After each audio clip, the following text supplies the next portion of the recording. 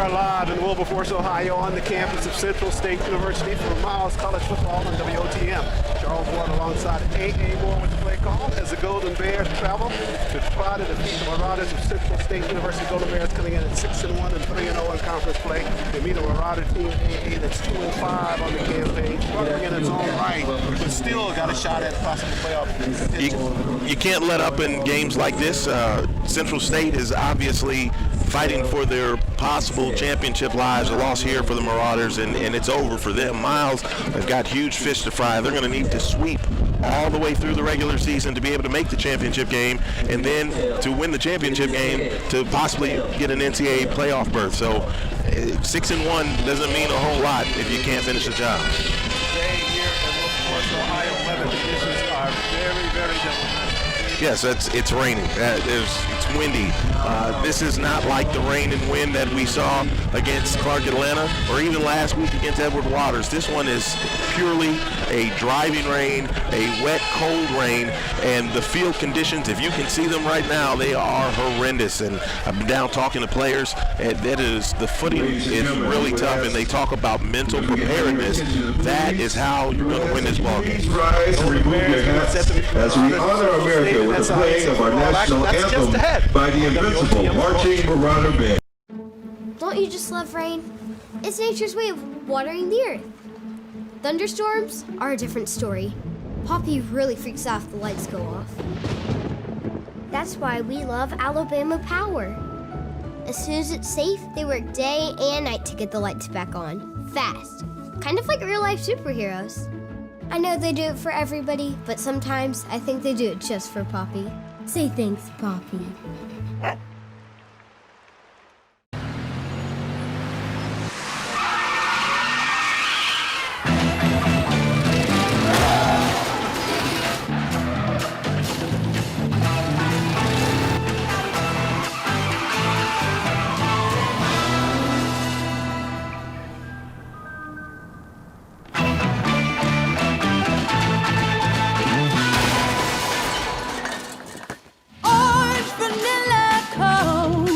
You heard that right. On a very wet track here on the Central State University campus at McPherson Stadium. Golden Bears getting set to meet the Marauders of Central State in football action. Golden Bears at 6-1 on the campaign. The toss was conducted at midfield, and the Golden Bears elect to go on offense first. Won the toss, so they'll be handling the football first. Be interesting to see what these conditions warrant for that Golden Bear offense. Well, it's going to start with the kicking. It was out prior to the ball game. Brady Hamill, who's going to handle the kicking today, as an injury to Jackson Spradlin has probably taken out the rest of his regular season for sure. He said the plant leg is tough. He said the kickoff spots are tough. The extra point spots are tough, both ends of the field. But I also talked to the return men. They said the most important thing is just to make sure that you secure the ball first, then do what you're going to do after that. It'll be Nunez to kick it away for the Marauders of Central State. Central State at 2-5 on the campaign and 0-2 in conference play. And we are underway. Nunez pushes it down near the 20-yard line, and it goes out of bounds there. Martin was standing deep to receive the kick. Short kick by Nunez, likely affected by these weather conditions. Right there in the middle of the field, you see a few puddles there, and that's where he made the initial hit of the football. You see the puddles, but what you don't see is that the track is completely treacherous. It's waterlogged. This is one of the older fields in the league. It's got a crown in the middle to try to help it saturate a bit so that they're not standing puddles, but the way it's been raining here all day is not going to help that at all. The other thing you want to kind of look out for is Daniel Smith, who's starting at quarterback. It'll be just simply interesting to see if he's going to be able to throw the football today. Indeed. Justin Ruiz getting the start at the tailback position for the Golden Bears this afternoon. We've got penalties here. These are the two most penalized teams in the SIAC, and they're in the bottom 10 in the NCAA Division II. Golden Bears with 22 last weekend. Ruiz lost the football right away on the first snap from center, as Brandon Smith was giving him the handoff left side with the conditions so wet that Justin hardly hang on to that football. This is going to be a very interesting day. The weather is the equalizer. So even if Miles is the better team coming in, this weather is going to take away a lot of that advantage, and securing the football is going to be most important for both teams. fumbles coming into today's ball game. Smith's going to have a free play here. Fires it upfield. Tyree trying to turn behind the defense, but the pass goes incomplete. Golden Bears will get the benefit of that penalty against the Marauders being offside. And you can see the weather already dealing some issues there on that play. Number 94, defense, 5-yard penalty, replay, second down. Wanted to let the officials go ahead and get that penalty call in. We got 3 of them already against Central State. But on that play, normally when it's a free play, Leonard Tyree knows what the play is. You take off down the field and see how far Daniel Smith can throw it. But Tyree could barely get out of his break because he was in the middle of a huge puddle. Sure. Yeah, I saw him struggling trying to get some grip on his shoes to get upfield. So it'll be second down now for the Gold. There's another fumble on the play, but this time Justin able to pick it up. Slides right side and slides down near the 37, just slipping on the wet field here at McPherson Stadium. Well, I tell you, if there is any reason for teams to have artificial turf, this is it. Because this is not the kind of field that you would want to play on if you were playing high level, heck, even low level college football. You know, injuries, there's a chance for a lot of those today too if you're not careful. Good point. Excellent point. Smith on third down here. Obvious throwing situation. Got some movement up front. Another free play here. Now Leonard's going to go down the field, but the pass thrown about 10 yards deeper than where he was. There is a flag on the play. Check the flag. Likely this one will get the Marauders again. And the wind right now is blowing from left to right on your TV screen. So Miles has the wind to its back to start this ball game. And Central State, they're going to be the team that's throwing against the wind, which is going to be interesting because they are using another quarterback today, Darrell Williams, who's normally a wide receiver and kickoff return man, although he's got some experience playing quarterback for Central State this year. We should point out, though, when they would see them on offense, it'll be Terrara Saffold, their running back, that these conditions may favor them going a lot more to him in the ball game. Pass out in the flats, catch made there by Tench near midfield, and that's enough for a complete first down. Yeah, there's no idea what his number is going to be the rest of the day. These white jerseys, man. Boy. Jerry Vaughn is going to have his hands full at the end of the ball game today because those white jerseys will not be white at the end of the game, even if you don't get in the ball game. We're going to have to keep a sharp eye up here, too. See if we can keep identifying these players because there's a lot of mud out there. So Tench with the first catch of the ball game. There's a low snap and fumble there. Smith has to dive on it, sliding near the 40 to catch it. Boy, this is just treacherous down there. You know, I'm going to try not to laugh, but this looks like comedy football at this point. Miles has barely been able to get a clean snap or a clean handoff going. As you can see, Daniel Smith is going to go to the sideline to dry his hands, but that wasn't on Smith, that was on the snap. We got freshman center Tyler Lowry out there handling the business at the center position. He's going to have his hands full as that play loses almost 10. Pushes it back to the 41-yard line. First quarter action, 12:44 remaining here at McPherson Stadium. No score. First possession of the ball game. Golden Bears with the football.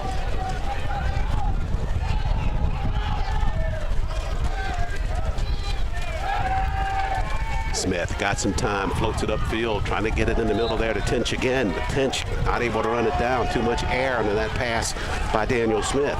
Daniel Smith has struggled in his 2 seasons here when the ball is wet. We saw when we were at Albany State last year, a rainstorm came in right before kickoff. The ball was wet. It's almost like you're shot putting the ball because it's difficult to get a grip. You add the wind, and these are the coolest temperatures that Miles has played in all season long. This is going to be just a tough day offensively, and that's why you've got to be diligent in protecting that football. Have to grind it out here.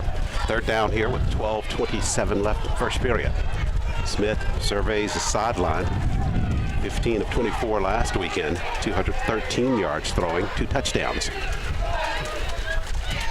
Snap. Pressure. Smith unloads. Tyree trying to come back for that football, but it goes incomplete. Downfield, the coverage by Malik Johnson for the Marauders of Central State on a ball that was underthrown that time. Yeah, it's going to be a bit of an adjustment period, so the defense is going to have to carry the day, at least here early. Now you've got Jay Fitch in the punt. I talked to him prior to the ball game, and he was just like, hey, look, I'm a big guy. I just got to be able to be sound, follow my technique, and then we'll just get the ball off the best that we can. But catching that football, he said, is going to be tough because it's slick. Fitch, the sophomore, third in the conference in punting, and a flag coming in behind the play, deep in the secondary. It's going to be a substitution penalty against Central State. Boy, they pick up penalties when they're not even playing. 11th in the conference in penalties. Marauders of Central State. 75 coming into today's ball game, over 700 yards in penalties on the season. You know, when Miles went into that ball game last week, they were near the top of the SIAC in penalties assessed. They fell right to the bottom with 22 for 230. Boy, yeah. Wobbly snap. Fitch able to get it away, though. Sidewinding kick. And floats forward near the 35-yard line. So under the conditions, not a bad effort there by Jay Fitch. The most important part is simply going to be getting it off. As you saw, the snap was tough. He had trouble handling the ball, but he got it off. So score one there for Jay Fitch. Marauders of Central State, their first offensive spout here. Comes with 12:09 left in this first period. Head coach Cedric Perrell is in its 6th season at Central State. They're led, as you indicated, the substitute quarterback, Darrell Williams. Williams actually in the lineup last weekend. Frank Cosillo, the regular quarterback for the Marauders, injured. So Williams being called upon. He's a triple threat for the Marauders. Raises, fires out the fast pass, goes incomplete. Pass attempt is Man laying it out there near the 45-yard line. Was trying to get it into the hands of Tyree Robertson for the Marauders of Central State. Miles had to make a change on defense for this game. They're starting Joe Tillis at one of the quarterback spots. Jarius Grayson ill. He didn't make the trip. So the cornerbacks, they're going to have to be sound. Again, watch the footing. That time, Central State decides they wanted to roll it out, maybe try to keep Miles from getting that upfield pressure that Miles likes to bring. It's a lot tougher to turn and cut than it is to go for a straight line. That might be not a bad idea for Central State. Tell us, no stranger to the lineup, actually started early in the season. Come back route across the middle, catch made there, but the football is knocked loose, incomplete. Pass attempt to number 1 is incomplete. Got it to Don Brown. Brown, the leading receiver for the Marauders on a crossing route. He paid for that. Got crushed right there near the 43 and dropped the football. You know, those are going to probably be the safest routes as far as moving the football today, but that's not going to be safe for any of the receivers, especially the way the Miles linebackers love to hit. Did you see Austin Stevens, club and all, came to deliver the boom, and it's going to set up 3rd and 10. Brown, the junior, 27 catches for the Marauders on the season. Williams in the pocket, raises, fires, in traffic and incomplete. Good defensive work in the middle there by Rodney Coleman Jr. for that Golden Bear defense. Yeah, Rodney Coleman, he's been much maligned this year, but he makes a good play there. I was thinking about Jarius Grayson, too. Grayson came into today's game as the number 1 defender in pass breakups in the SIAC passes defended. He has 8 breakups, even though he doesn't have any interceptions. Some of that lends to, hey, we're going to keep trying them, but it also means that you're making some plays for the Golden Bears defense. Nice call. You're right, Grayson the junior. Good job in that secondary. We really needed it the last few ball games. Low snap. Isaiah Smith somehow got the punt away and goes over the Brown. Brown was near midfield and he got it away to the left side of the field. Brown not able to catch up. So Smith with a good job on the punt for the Marauders. And second offensive possession here for the Golden Bears. I've got to believe that the edict today is if you don't catch it in the air, you let it go, because that ball is slick and slippery. It's easy for you to not be able to get a good grasp on it, and once you touch it, it's a free-for-all. Bodies will be sliding all over the place trying to get that football. Yeah, it's a day to be safe than sorry, no question. So Smith in the offense now. They'll start this drive from the 23-yard line.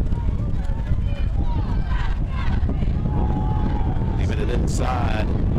Dante Edwards with the carry, his first carry of the ball game, and Edwards up to the 30-yard line. Gain of 6 on the play, 2nd down. You know, there's good and bad out of that. You know, Dante Edwards is going to lower the boom on somebody, but he's had some ball security issues this season, although in the last couple of games he's done a lot better. I knew that's where you were headed. His first carry of the ball game, 115 yards last weekend against the Tigers of Edward Waters. High snap that Smith handles, gives it to Edwards, wraps up that football, and works the pack near the 29-yard line. It looks like that's enough for a complete feet first down for the Golden Bears.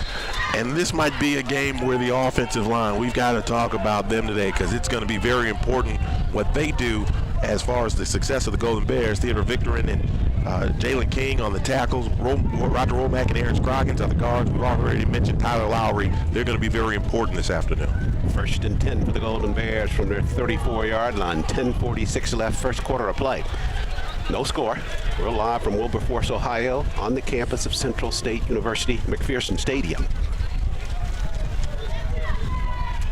High snap, Smith handles on the ground. Ruiz looks for room left side.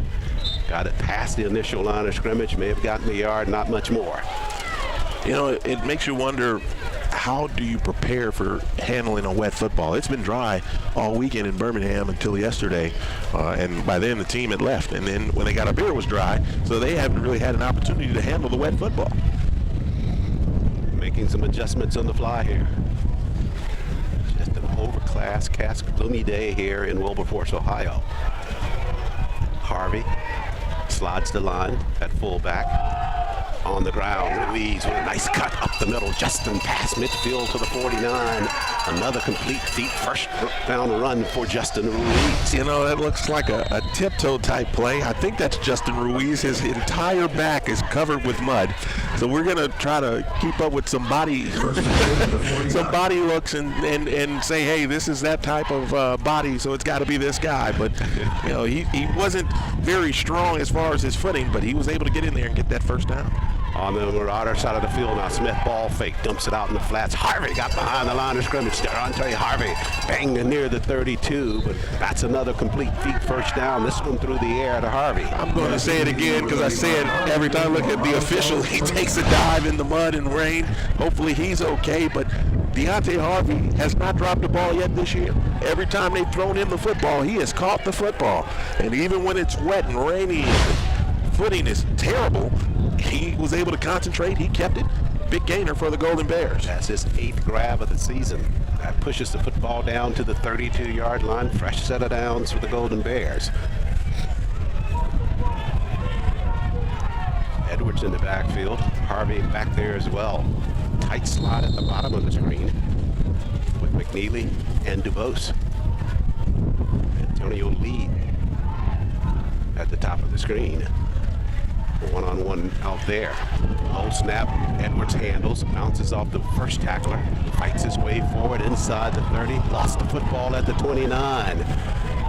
Once they unpile it, we'll see. The Marauders are saying that they have it. Edwards just trying to get that extra yard on that second attempt. And the football going over to the Marauders of Central State. Their 11th fumble of the season for the Golden Bears. You know, that second effort is going to be a tough effort today for both teams, because it exposes you to those hits that'll cause you to let go of the football. And right there, Dante Edwards did well. He was trying to protect the ball. He was even picking up extra yards, but someone was able to come and jar that ball loose, and it's going to set up first down for Central State. So Edwards coughs it up, and Marauders will have it at their own 30-yard line. 9:04 left, first quarter of action. We're scoreless. Williams at quarterback this afternoon. He's a receiver for the team and one of the return specialists for the Marauders of Central State. They go on the ground this time, trying to turn the corner. That's an out of bounds. Well carried by number 45, Saffold. Saffold with the carry there. Saffold wearing those 2 jersey numbers that got him in 45 this afternoon. Alternates between that number and 23. Which is an interesting arrangement by itself, but not interesting enough because no one has stopped him. In all of NCAA, he's number 1 in total yardage. So he is a problem. It's kind of like, there's one guy to stop on this team. It's him. It's been him all season, and yet no one has stopped him. He ran for 235 against Fort Valley State a couple weeks ago. So first down run by Saffold. He'll handle it up the middle this time. Get loose to football. He lost it at the 45. Golden Bears get on top of it at the 41. Is that Rodney Coleman with that football? Rodney Coleman with the football. So Coleman making a statement here in Wilberforce. I tell you, I think Jerry Ashade was the one who got in there and popped it loose. And again, it's the mental part. You know that track is muddy, and you want to keep your footwork good because it's hard to kind of get a grip while you're out there. but also you got to concentrate on keeping the ball. Sure. And so there's just a lot of things going through these guys' minds, I know, while they're out there. And so it's going to be more of a mental game, I believe, as opposed to a physical game, because you got to think about a lot of things going on out there. So the Golden Bears take back what was stolen from them by Marauders early on. They fumble it. Golden Bears from the 42 now. Smith on the ground. Ruiz looking for room at the corner. He's got it. Got enough for a complete feet first down with a hard run left side. Ruiz just kind of kept waiting and waiting for that thing to develop, and he turned on the Amberjets and got to the 30. Ruiz had 83 yards and 2 scores last week after not playing the previous week because of illness against Benedict. He has really risen on the depth chart this year. And, of course, Wade Schroeder, he had been struggling a little bit with a hip pointer. He's still in there playing, but Ruiz has moved to the top. And Darrell Freeman, he's supposed to be back in a week or two as well. Under 8 minutes left in the first quarter now. Ruiz going to try it again left side, and he slips on the surface and gets knocked down for good measure. Loss of about 2 on that play. Yeah, this might be one of those days where trying to go around the end is not the best play. You know, sweeps and stretch plays. You know, you just want to give it to somebody, follow your fullback into the hole, and just pound it in there and protect the rock. Loss of 2 on that play. 2nd and 12 now.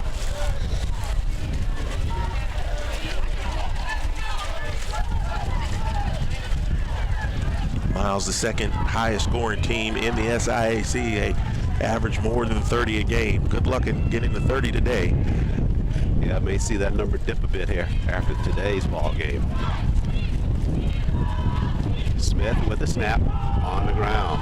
Ruiz fights ahead, got it inside the 30, still spinning. They wrap him up. He's just sliding around there near the 28-yard line. Just nobody could just kind of get a complete hold on him. But you see him as he hits the hole, he's just kind of tiptoeing, because especially between the 30s, if you look out there, there is no footing. There's no grass there. It's all mud and water. So it's kind of hard to kind of put your foot in the ground and really drive it. Dante Edwards back in the lineup now. 6:35 left first quarter. Smith, short drop, pumps once. Here comes the pressure. He lost the football. Did he get back on it? I don't think he did. I think the Marauders are able to come away with it. Let's see if they... Yeah, it's going to belong to the Marauders of Central State. Smith's trying to pump it, waiting for something to develop downfield, and just lost the handle on it. There is no handle on that football today, not like you would normally believe. He went to go grab it to throw it, and he never had it. So as he tried to pull it back in and try to re-grip it, it fell right out of his hand. You would have thought that was a free play. It looked like Central State jumped off sides, but it wasn't. It might have been better off just trying to run the football. But there are no field goals today. Now, you can pretty much forget that. You know, again, Jackson Spradlin out for the remainder of the regular season with a foot injury. Brady Hamill, he would be into the ball game, but he was out there trying to kick early in pregame, and it was tough, really tough. So the Marauders now back on offense. Williams trying to get a one-on-one here, throwing it upfield, and this one goes incomplete. Trying to get it to Brown in a one-on-one, challenging Rodney Coleman. Coleman with him there step for step. You know, this is going to be one of those games where you really don't have to look at the game film to see who really has gotten into the mix. Just look at the jerseys. If your jersey's a little too white today, that might be a problem. Because you're like, why is your jersey white? Because there's no reason for it to be white on a day like today. 6:18 left first quarter of play. We're still scoreless. We had the Roughin' Bowl last weekend. This is likely going to be tabbed the Mud Bowl here from Central State.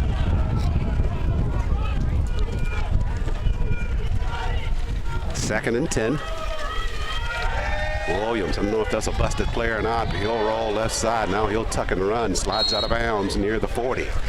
I don't think that was a busted play at all. I think the play was meant to be a design rollout there to number 83 Tyree Roberson, but it was number 27 Maxell Wells who was right on top of him, and Roberson never got open, so Williams had to kind of pull the ball in and take off and get what he could.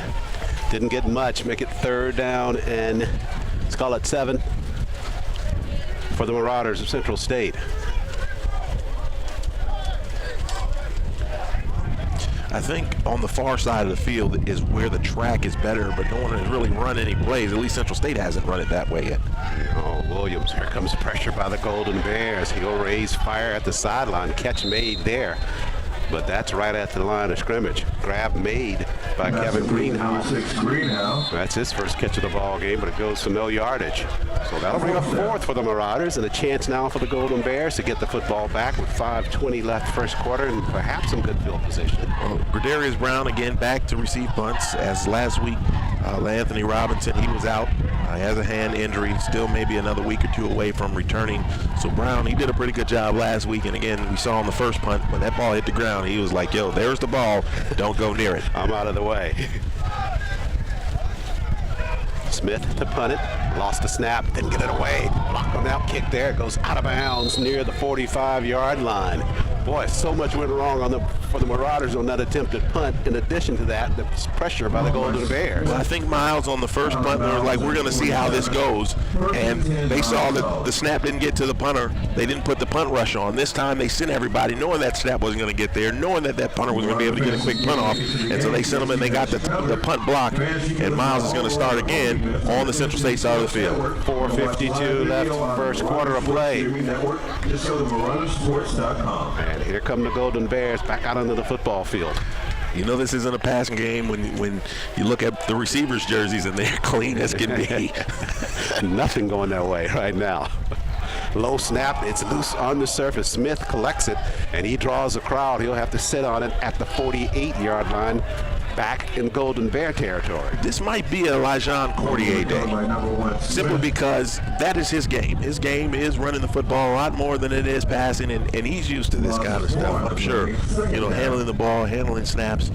Daniel Smith, he uses his hands, he throws the ball all over the place, but that is not the setup right now, and he has had trouble handling the football all afternoon. I almost wish this was a situation where they were going underneath the center. A shotgun with a 2nd down and 14. Smith, ball fake, now he leaves it inside. Ruiz with the carry, and Justin got it past the 45, down near the 44. Got a good bit of that back. It'll make it 3rd down and about 6 or 7 now for the Golden Bears. It's going to be interesting to see how quick the whistles are from the officials when forward progress is stopped, because that's where the ball is going to get loose, is when they get in that pile and people are getting held up, and now somebody's going to come in and try to strip it. I think the officials today have to be a little quicker with that whistle to blow it dead. Otherwise, we're going to have fumbles all over the place. So from the 44, 3rd down here for the Golden Bears.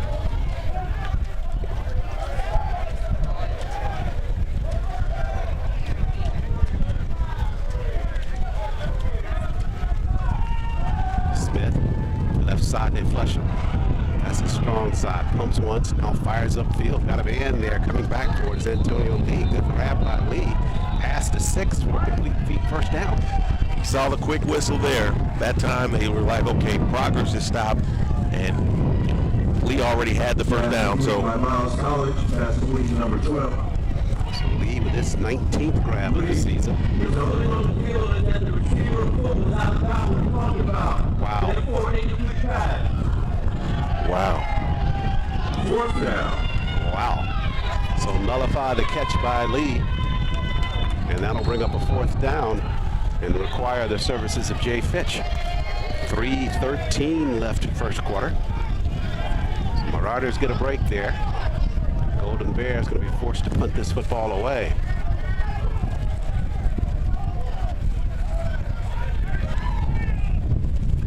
Brown stands deep near the 10. High snap, Fitch handles. Line drive kick by Jay. Bounces at the 15 into the hands of Brown at the 10.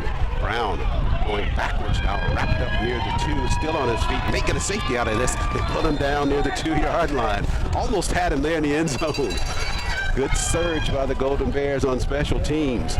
Darius Martin headed downfield on that. This is where that game is going to be won. As you can see, Central State has not run one play on the Miles side of the football field, and you want to play some field position here, and now Central State is going to be in a little trouble. If you try to run this football out of the end zone, it could be 2 quick points.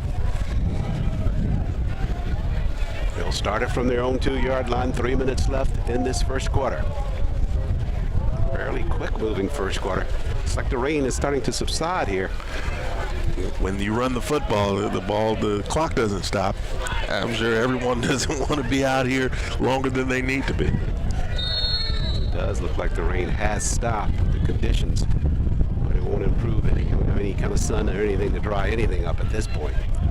So 1st and 10 from the Marauders from their own 2-yard line. They go on the ground. Saffold look for some room in there, pushing it near the 4, but not much more. Number 45, Saffold with the carry. You know, I was thinking that if the sun came out today, we might all be witnessing the rapture, because I don't imagine anything meteorological happening for either of these teams, actually. So going biblical on here. 2nd down effort here for Central State.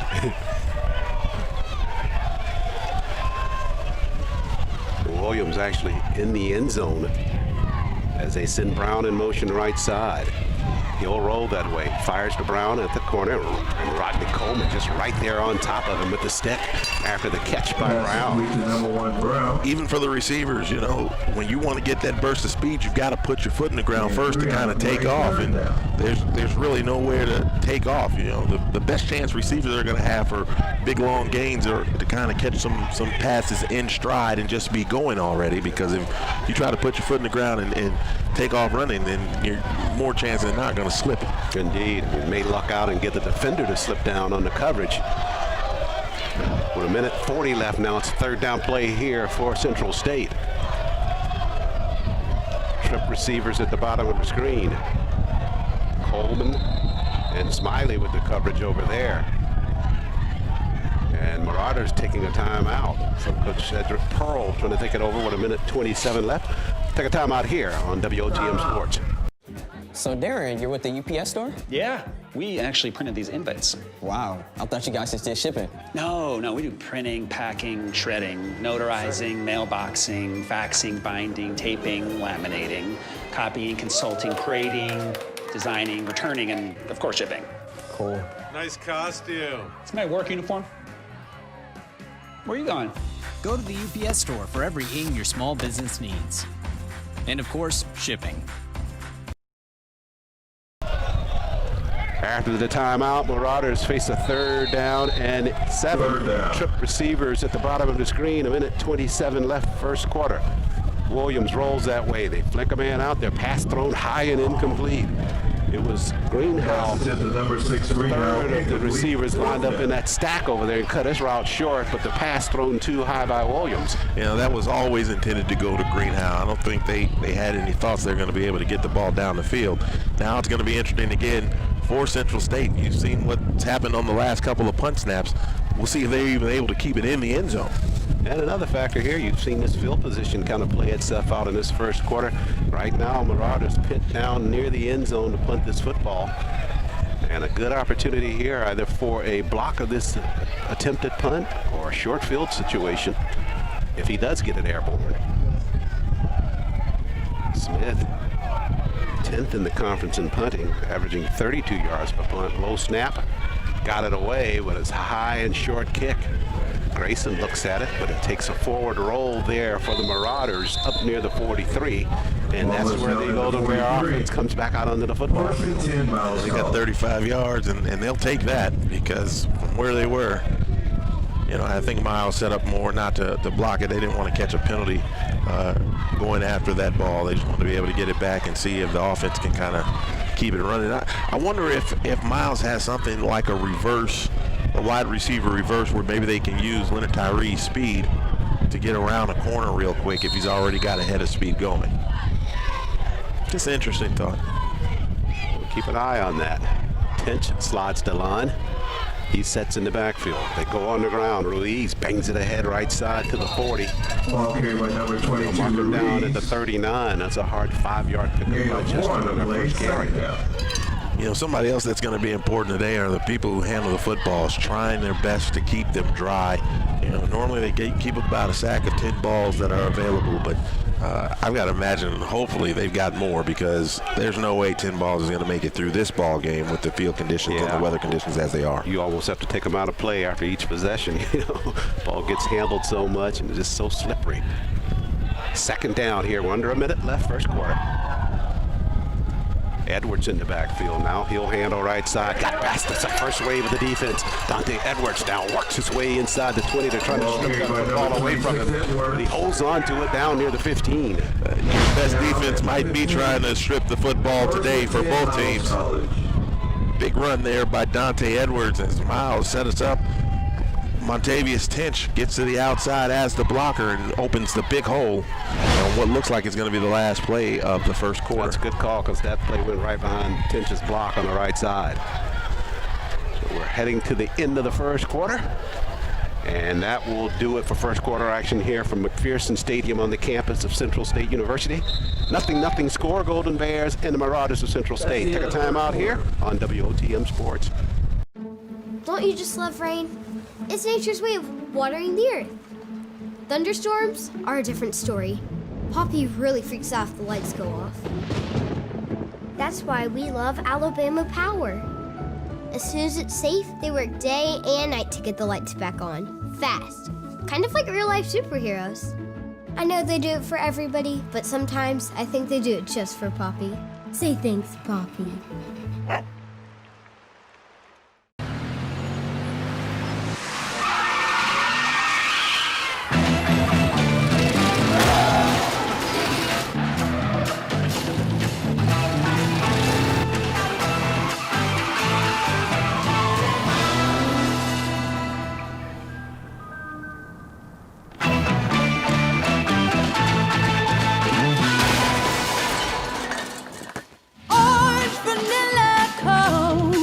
You heard that right. Set for second quarter action. No score here from Central State University. Golden Bears with the football after a tough run by Dante Edwards right side on the other end of the field. Inside the red zone now. 1st and 10 for the Golden Bears from the 15. Dante Edwards 37 yards on 4 carries. There in the first quarter, Ruiz had picked up 37 himself on 9 carries. So Miles getting it done on the ground. They've got 68 yards rushing, while on the other side for Central State, not near as much. They've only got 18 on the ground. Edwards coming off that 115-yard performance last weekend, carrying it into Wilberforce, Ohio this afternoon. Look at his jersey. It is completely covered in mud. 1st and 10. Smith on the ground. Edwards slips on the track, back to the line of scrimmage, and that's it. Ball carried by number 26. We're doing some scoreboard watching this afternoon as well with some of the other teams in the SIAC getting closer to the end of the regular season. One of the ball games we keep an eye on is that Tuskegee contest. They're playing in Phoenix City against Lane. College Lane never has beaten Tuskegee. 27 consecutive wins for the Golden Tigers. Miles would love to see a win for Lane because it would pretty much wrap up the West at that point. 2nd down, no gain on the play by Edwards on the previous possession. Ruiz going to take a shot at it now. Justin slides left side, inside the 10, down to the 9-yard line. Also another big ball game. This morning, implications on the east side with Albany State and Savannah State going at it this afternoon. It's become a tournament over on the east side. 3 teams. They're all going to play each other in the next 3 weeks between Savannah State, Albany State, and Fort Valley State. Savannah State, one of the top running teams in Division II. Fort Valley putting up numbers at an impressive clip. And Albany State, they've got some big wins already. They beat Tuskegee. They beat West Georgia at West Georgia. They've been piling up wins as well. So it's going to be a knockdown, drag-out fight for the Eastern Division crown between those 3 teams. 3rd down here for the Golden Bears from the 9 of the Marauders. On the ground, Smith kept it. He's got some room, but he slipped momentarily. Now regains, goes airborne near the 1-yard line. Did not get in, but he got enough for a complete feed 1st down. He tried to jump over the line like he did last week. Didn't quite make it. Yeah, he's carrying a little bit more weight this afternoon with that wet equipment on. And he will hustle over to the sideline to get a towel to dry his hands. And it'll be 1st and goal to go for the Golden Bears. Golden Bears really got into this position to get this likely touchdown just by virtue of maintaining field position. Matter of protecting the ball here, though. 1st and goal to go. Edwards in the backfield. Normally their go-to guy on short situations. Smith, he'll fake it and keep it, and he will walk it in left side for the touchdown. Good ball fake by Daniel Smith, and the Golden Bears score first here in these wet conditions at Central State. You don't have to worry about a problem on the exchange if you keep it yourself. That time the RPO, Daniel Smith said, I'll take care of it, and he punches it in from 1 yard. Touchdown, Golden Bears. So now to be Brady Hamill on now to try the point after. Hamill assumed those duties in the second half of the ball game last weekend with the injury to Spratlin. As you indicated, lost him for the remainder of the regular season. So Brady, double duty, kickoffs, and high snap on the point after attempt. It's loose. They'll dive on it, trying to cover it. They will cover it near the 27-yard line. Boy, just a high snap coming out of there. Extra point attempt by Hamill. Stephen Velocinos, the freshman on the snap, got that one airborne. 0. Miles caught a break there as well because that ball was loose. Central State could have ran it all the way back for the 2 points, but they fell on it, and therefore it's just a dead ball.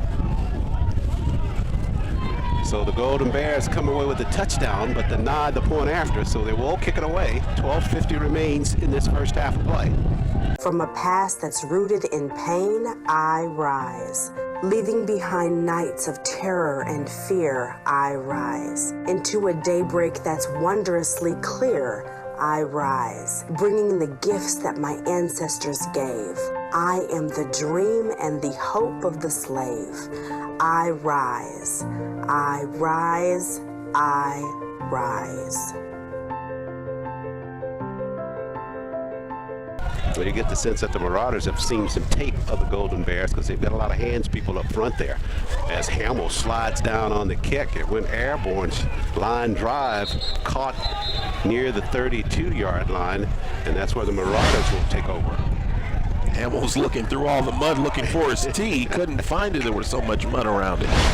Nebulin Stevens with the grab for the Marauders on that line shot by Brady Hamill on the kick. He just lost his footing. He slid ahead about maybe 3 or 4 yards after he made contact with the football. Yeah, he's going to have to keep an eye on him, of course, being that he was the backup. The next guy up is Jay Fitch on extra points and kickoffs. First and 10 at the 32. And Jay is the holder for the extra points and the field goal. So if he's kicking, who's holding? That's the next question. Up, yeah, no question. And the answer to that question is Jake Anderson, but, you know, who would have thought that the depth at kicker was going to be necessary? On the ground, trying to turn the corner of Saffold, but he's knocked down, trying to slide the corner. Good defensive work by the Golden Bears, wrapped up there by Ozzie Williams Jr., the redshirt junior. He came right through. You would have thought that he was running on the concrete the way he came through. He wasn't stopped. He didn't look compromised at all. Saffold never saw the corner because Ozzie Williams got in there and made sure he didn't get there. Loss of 3 on that play. 2nd and 13 now for the Marauders. And the rain is picked back up again here at McPherson Stadium. Saffold got to the second wave of the defense, wrapped up to the 35. Golden Bears trying to strip that football away from him. Meanwhile, the pack moves forward near the 39-yard line. So far, just 1 first down for Central State. You saw when they pushed the pile, there is no footing to stop the push. So, you know, again, that quick whistle, I think, is necessary because there's not much you can do to stop the play from extending or keeping the ball from being turned over or even someone getting hurt. 3rd down and about 3 here for the Marauders from their own 39-yard line.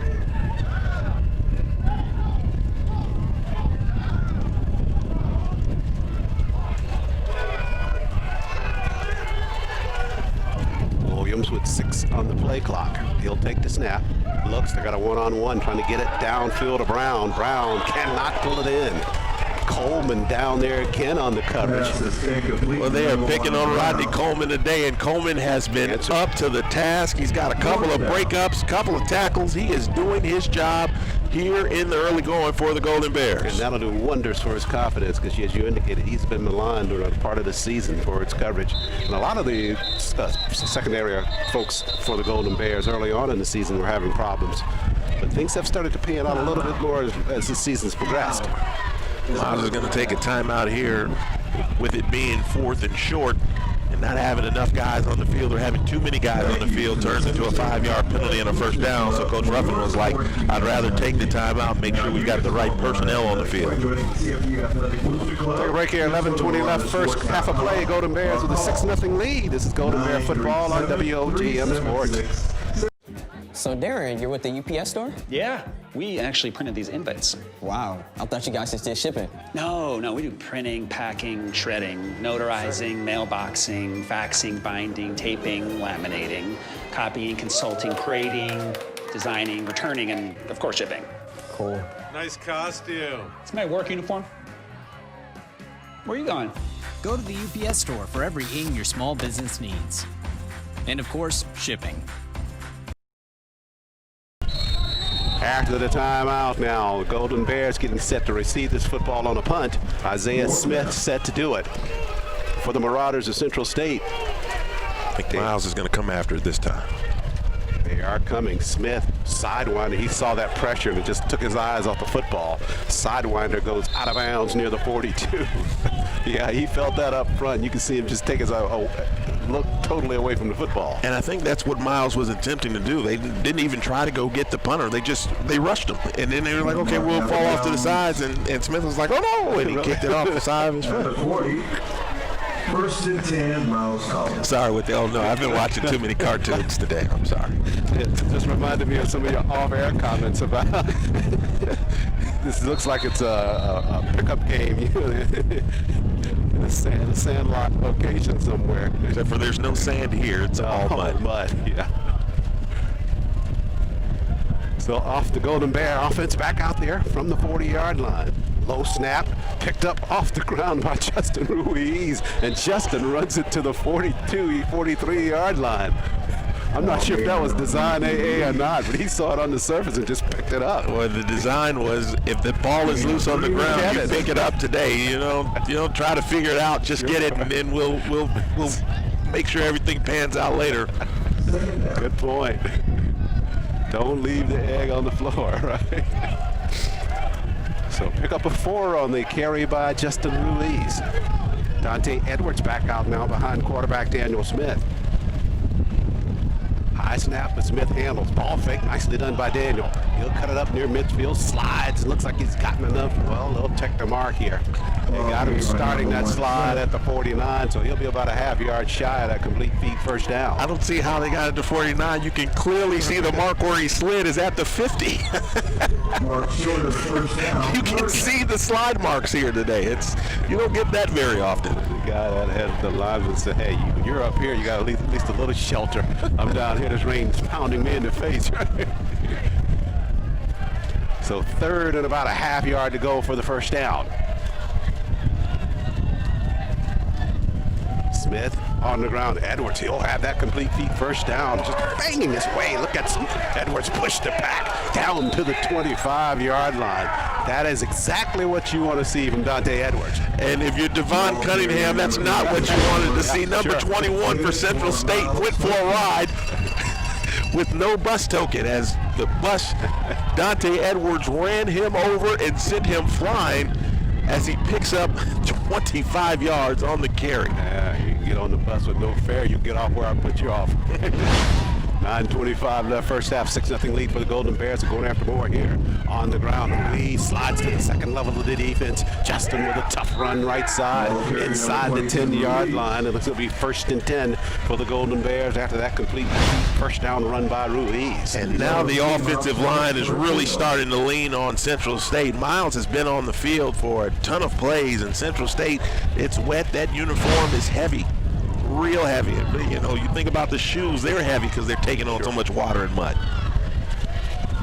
1st and goal to go now for the Golden Bears. Smith, ball fake. Didn't fool anybody on that one, though. He'll try to get outside if he can. He did. Good job by Smith. And he runs out of bounds near the 5-yard line. Number 1, Smith with that ball fake there. Smith just looked up and just saw Marauder standing right there in front of him. And none of them could get to him. It was like a slow motion race to the corner, and Smith was able to beat him. Yeah, everybody's exaggerated in terms of picking up their feet to try to make a move. Looks like Randy Higgins turned the slow-mo machine on as Smith was looking at him right in his face. And in any other day, Smith is eating that football. He's like, look, I can get out there, and he does. So it'll be 2nd and goal to go now, down from the 4-yard line. Smith got the first touchdown run left side. Edwards joins him in the backfield. On the ground, Dante fights it left side, but runs into a pack of Marauders there near the 3. Good surge up front there by the Marauders of Central State. Elijah Slaughter, the freshman from Georgesburg, Alabama, the first Marauder to put the hit on Dante Edwards. And it may be better to go ahead and run it here on the near side. You've got the crown that you have to run against, so believe it or not, running to the middle, you're running upfield just a bit. You run it to the outside, you get a little downfield motion, and you know that gives you at least a little bit of a head of steam. We'll see if Miles decides to go that way. Look for DeAndre Fagan there in the slot. It might be a quick pass, but no, he comes in. Yeah, that get the indication there they're going to go that left side. On the ground, Ruiz banged her at the line of scrimmage and knocked back a yard or 2. That's a good surge defensively for the Marauders of Central State. And I often say, if I can see it, they all can see it. Now it's a matter of execution, and that time it was Central State that was able to get the execution as they did get the ball up. They were able to get the defensive pressure upfield, and Ruiz had nowhere to run. So that'll make it 4th and goal to go now for the Golden Bears. Don't want to be denied here with 6:49 left in this first half of play. Watch Fagan again over the middle. I can see a quick curl to the back of the end zone in the middle. Fagan coming in at 6'3". He's got the frame to certainly be able to get up and get the football. And a timeout going to be taken by Coach Ruffin and the Golden Bears with 6:34 remaining in the first half. Golden Bears leading at 6-0. They face a 4th down and goal to go when we come back on WTM Sports. So Darren, you're with the UPS store? Yeah, we actually printed these invites. Wow, I thought you guys just did shipping. No, we do printing, packing, shredding, notarizing, mailboxing, faxing, binding, taping, laminating, copying, consulting, creating, designing, returning, and of course shipping. Cool. Nice costume. It's my work uniform. Where are you going? Go to the UPS store for everything your small business needs. And of course, shipping. 6:34 in that first half. After the timeout, Coach Ruffin electing to go for a field goal here. So Brady Hamill will line it up from the 13-yard line. 23-yard effort. Hamill with the kick off the back of the jersey of one of the Golden Bears on a line drive effort, and that one fails for the Golden Bears on the field goal attempt. Ball turnover on downs to Central State. Central State gets the football back after they deny the Golden Bears inside the red zone. One of the few times the Golden Bears in that red zone not able to convert a score. I think the thinking on that for the Golden Bears is, hey, they haven't moved the football on us at all. But in the same sense, you know, maybe you go ahead and punch it in at that point anyway. But because of the missed kick, Central State's going to get it 1st and 10 at the 20, as opposed to if you had went for it, it would have been 1st and 10 at the 5. Good point. Good point. Central State 1st and 10 at the 20. They go on the ground, trying to turn the corner to the left side. This is Jerry Lanier, the junior from Philadelphia, Pennsylvania. And Lanier runs it to the 21-yard line. You know, watching running backs head to the corner, it does look like a cartoon when somebody's skidding like that, and they can't get around the corner. And I've been watching too many cartoons, but it was Jalen Thomas there who was making sure that he didn't get around the corner and gets the tackle. Well, this is the kind of game you like to have fun with, because you're right, that's the kind of stuff you see out here. There's a lot of sliding around. Half a yard pickup on the play by Lanier. That'll make it 2nd and 9.5 for the Marauders as we go to 5:50 left first half. Williams, one-on-one, trying to get a man behind the coverage, one-handed. Oh, that's all going to be intercepted. It was a one-handed catch by Brown. He tried to pull it in, but the coverage by the Golden Bears, I think that's Joe Tillis, one-on-one over there with Brown, and Tillis able to grab that football for the Golden Bears. Oh, that was a heck of a play for both players. That ball was caught with one hand, and Joe Tillis took the other hand and says, I want to catch it too. So he ends up with an interception. There's a penalty flag, no surprise there with these two teams, but yeah, it's going to be some sort of personal foul penalty. They had already given possession to Miles, so I wonder if there was some extra pushing and shoving. Yeah, I think Brown just did not want to give it up. He was fighting for the football with Tillis. The ball was intercepted by top. First down. There's no flag on the play. Oh, they're going to wave that off, but it was Brown just kind of struggling there to stay on top of that football. Thought he still had a chance to wrestle it away from Tillis. That was just two outstanding plays. It's a shame, well, at least certainly a shame for Central State that they didn't get the football, because that was a heck of a catch. And Jill Tillis said, "You will not be having a highlight reel on me." And they were struggling downfield trying to get the separation from each other. Tillis trying to stay right in step with Brown. Brown tried the one-handed grab and it popped free, and Tillis on top of it. Again, if you want to throw the football, you really want to try to run some slants or curls, something that brings you back to the football and gets the ball out of the hands quickly. On the ground, Ruiz looks for some room right side. He's got some. Ruiz turns the corner at the 50, works his way inside of Marauder territory, runs it 4 complete feet, first down for the Golden Bears. Got a flag at the initial line of scrimmage, and we have a downed. Is that a Golden Bear or a Marauder? Looks like it's difficult to tell now. Yeah, one of the Marauders of Central State down at the 40. Holding, number 86. Boy, and that penalty going against the Golden Bears. Replay, first down. Boy, it's going to be treacherous for everyone, even the trainers trying to get out there and check on the players. You know, you got to tiptoe your way through the mud just to get to it. Yeah, normally you see them hustling to the spot, but everybody's being very careful. Trainer goes down, there's going to be some real problems today.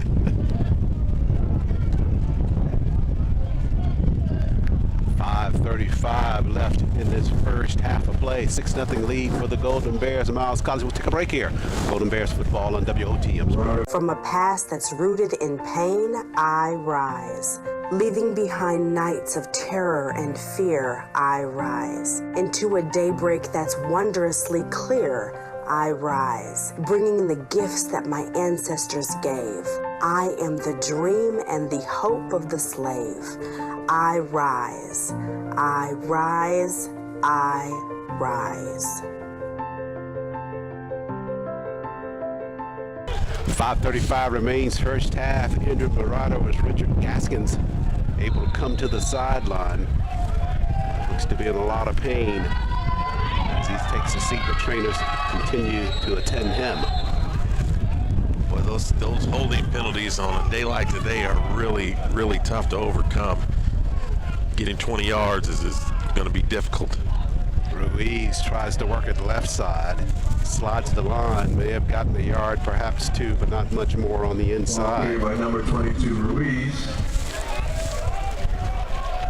Second down. Oh, Edwards back into the backfield. These two have just been reporting back into that lineup, just back and forth, alternating in there. This is not quite the day for a runner like Wade Streeter or Badarius Martin. They're more speed guys, and it's tough to be out there trying to run fast. Smith floats her floater out there. I think it's going to be ruled a catch, but down near the 36-yard line. Is that Tinch with the catch there? And somebody that's it looks like Tinch. We'll go with that. And remember, he had the play where he wore a full stripe of mud on the back of his jersey. So we'll give it to Tinch. I think that's what we'll go with for now. I think the PA guy gave it to Edwards, but I don't think it's Edwards. Edwards is in the backfield. So third down after the catch. All fake. Smith this time didn't fool anybody and not able to get traction to break free of this coverage. So they'll get him down near the 27-yard line. That'll bring on fourth down for the Golden Bears. Now this possession or field position seemingly favoring the Marauders of Central State, anticipating the punch here from Fitch. They'll have to get a good one off here. Well, they've got Greenhow back to return the punt, but more than anything, we saw Fitch on his first punt. He kicked the line drive. He kicked it low. You kick it up in this wind, it's not going to go anywhere. But again, more importantly, you want to get the punt. You want to get the snap to the punter, and you want to be able to hold the football enough so that you handle the football well enough so that you can get the punt off. Fitch seemingly in a dry spot of the field, but the snap is bad. Fitch, he'll get some space right side now with the kick. Good job there by Fitch. Worked his way around to get some free space and knocks it down on the punt, down to the 27-yard line. Check the flag here, though, after the punt. Down at the 28-yard line. What a job by Jay Fitch on that. And we'll see what the flag is, but one thing Jay Fitch said was like, I'm bigger than most punters, you know, I'm 6'3", 230 pounds. He said, I can kind of handle this. This is not a big deal to me. Officials gathering at the 40.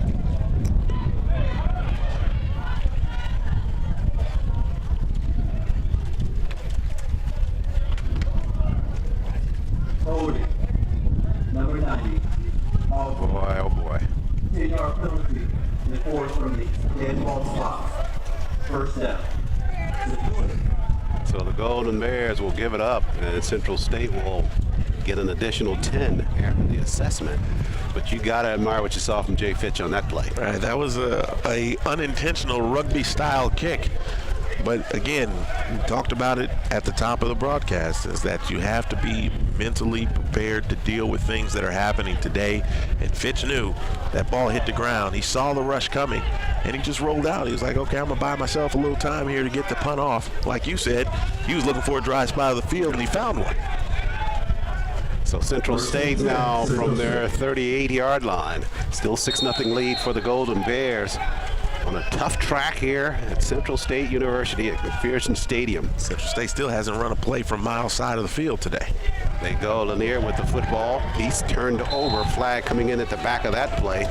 He got legs taken from under him up to the 45-yard line, and likely going to be a hold here against the Marauders of Central State. Right in front of the official. You can guarantee those 10 yards.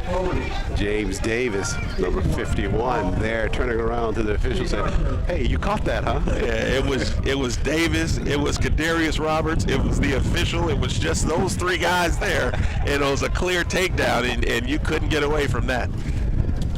So that'll push him back to the 28-yard line. Now 1st and 20 for the Marauders.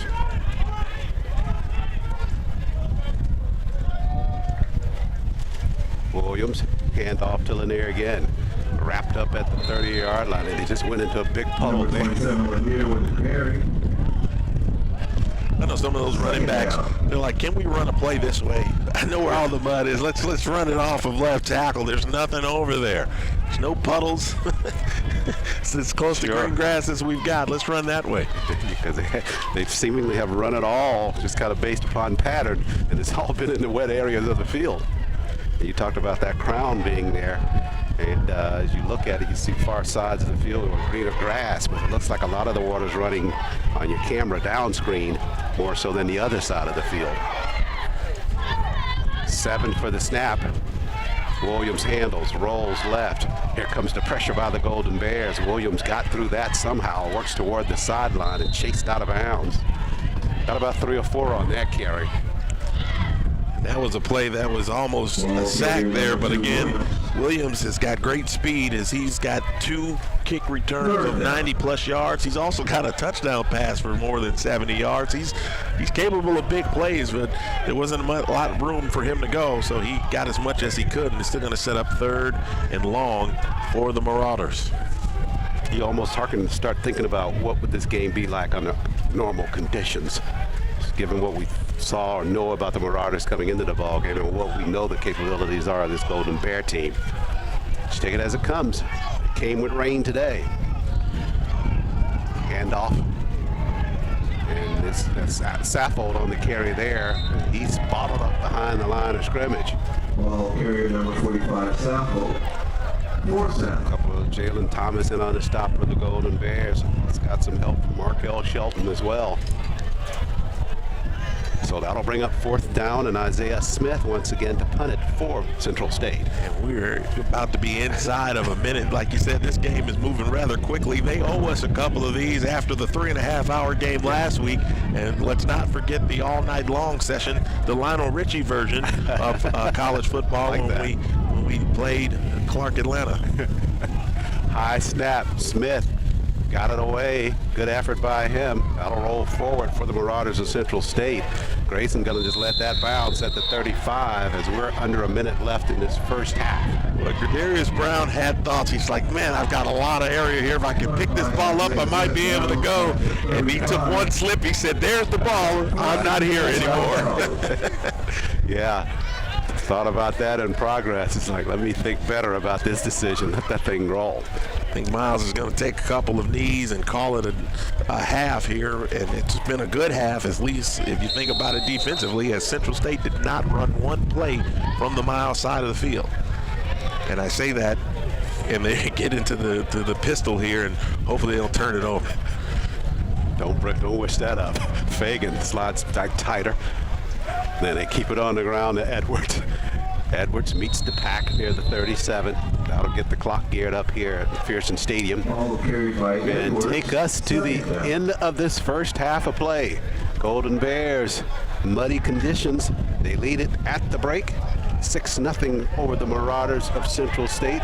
Teams trying to hustle toward the locker rooms. Nobody's trying to stop them. The clock's still running, about 5 seconds left. It just looks like a real rugby scrum to get to the locker rooms here. People want to dry out a bit. They haven't seen anybody run this fast and stuff all day. We're at the break. 6-0 lead for the Golden Bears. This is Golden Bear football on WOTM Sports. Score, Miles College 6, Central State 0. Don't you just love rain? It's nature's way of watering the earth. Thunderstorms are a different story. Poppy really freaks out if the lights go off. That's why we love Alabama Power. As soon as it's safe, they work day and night to get the lights back on. Fast. Kind of like real-life superheroes. I know they do it for everybody, but sometimes I think they do it just for Poppy. Say thanks, Poppy.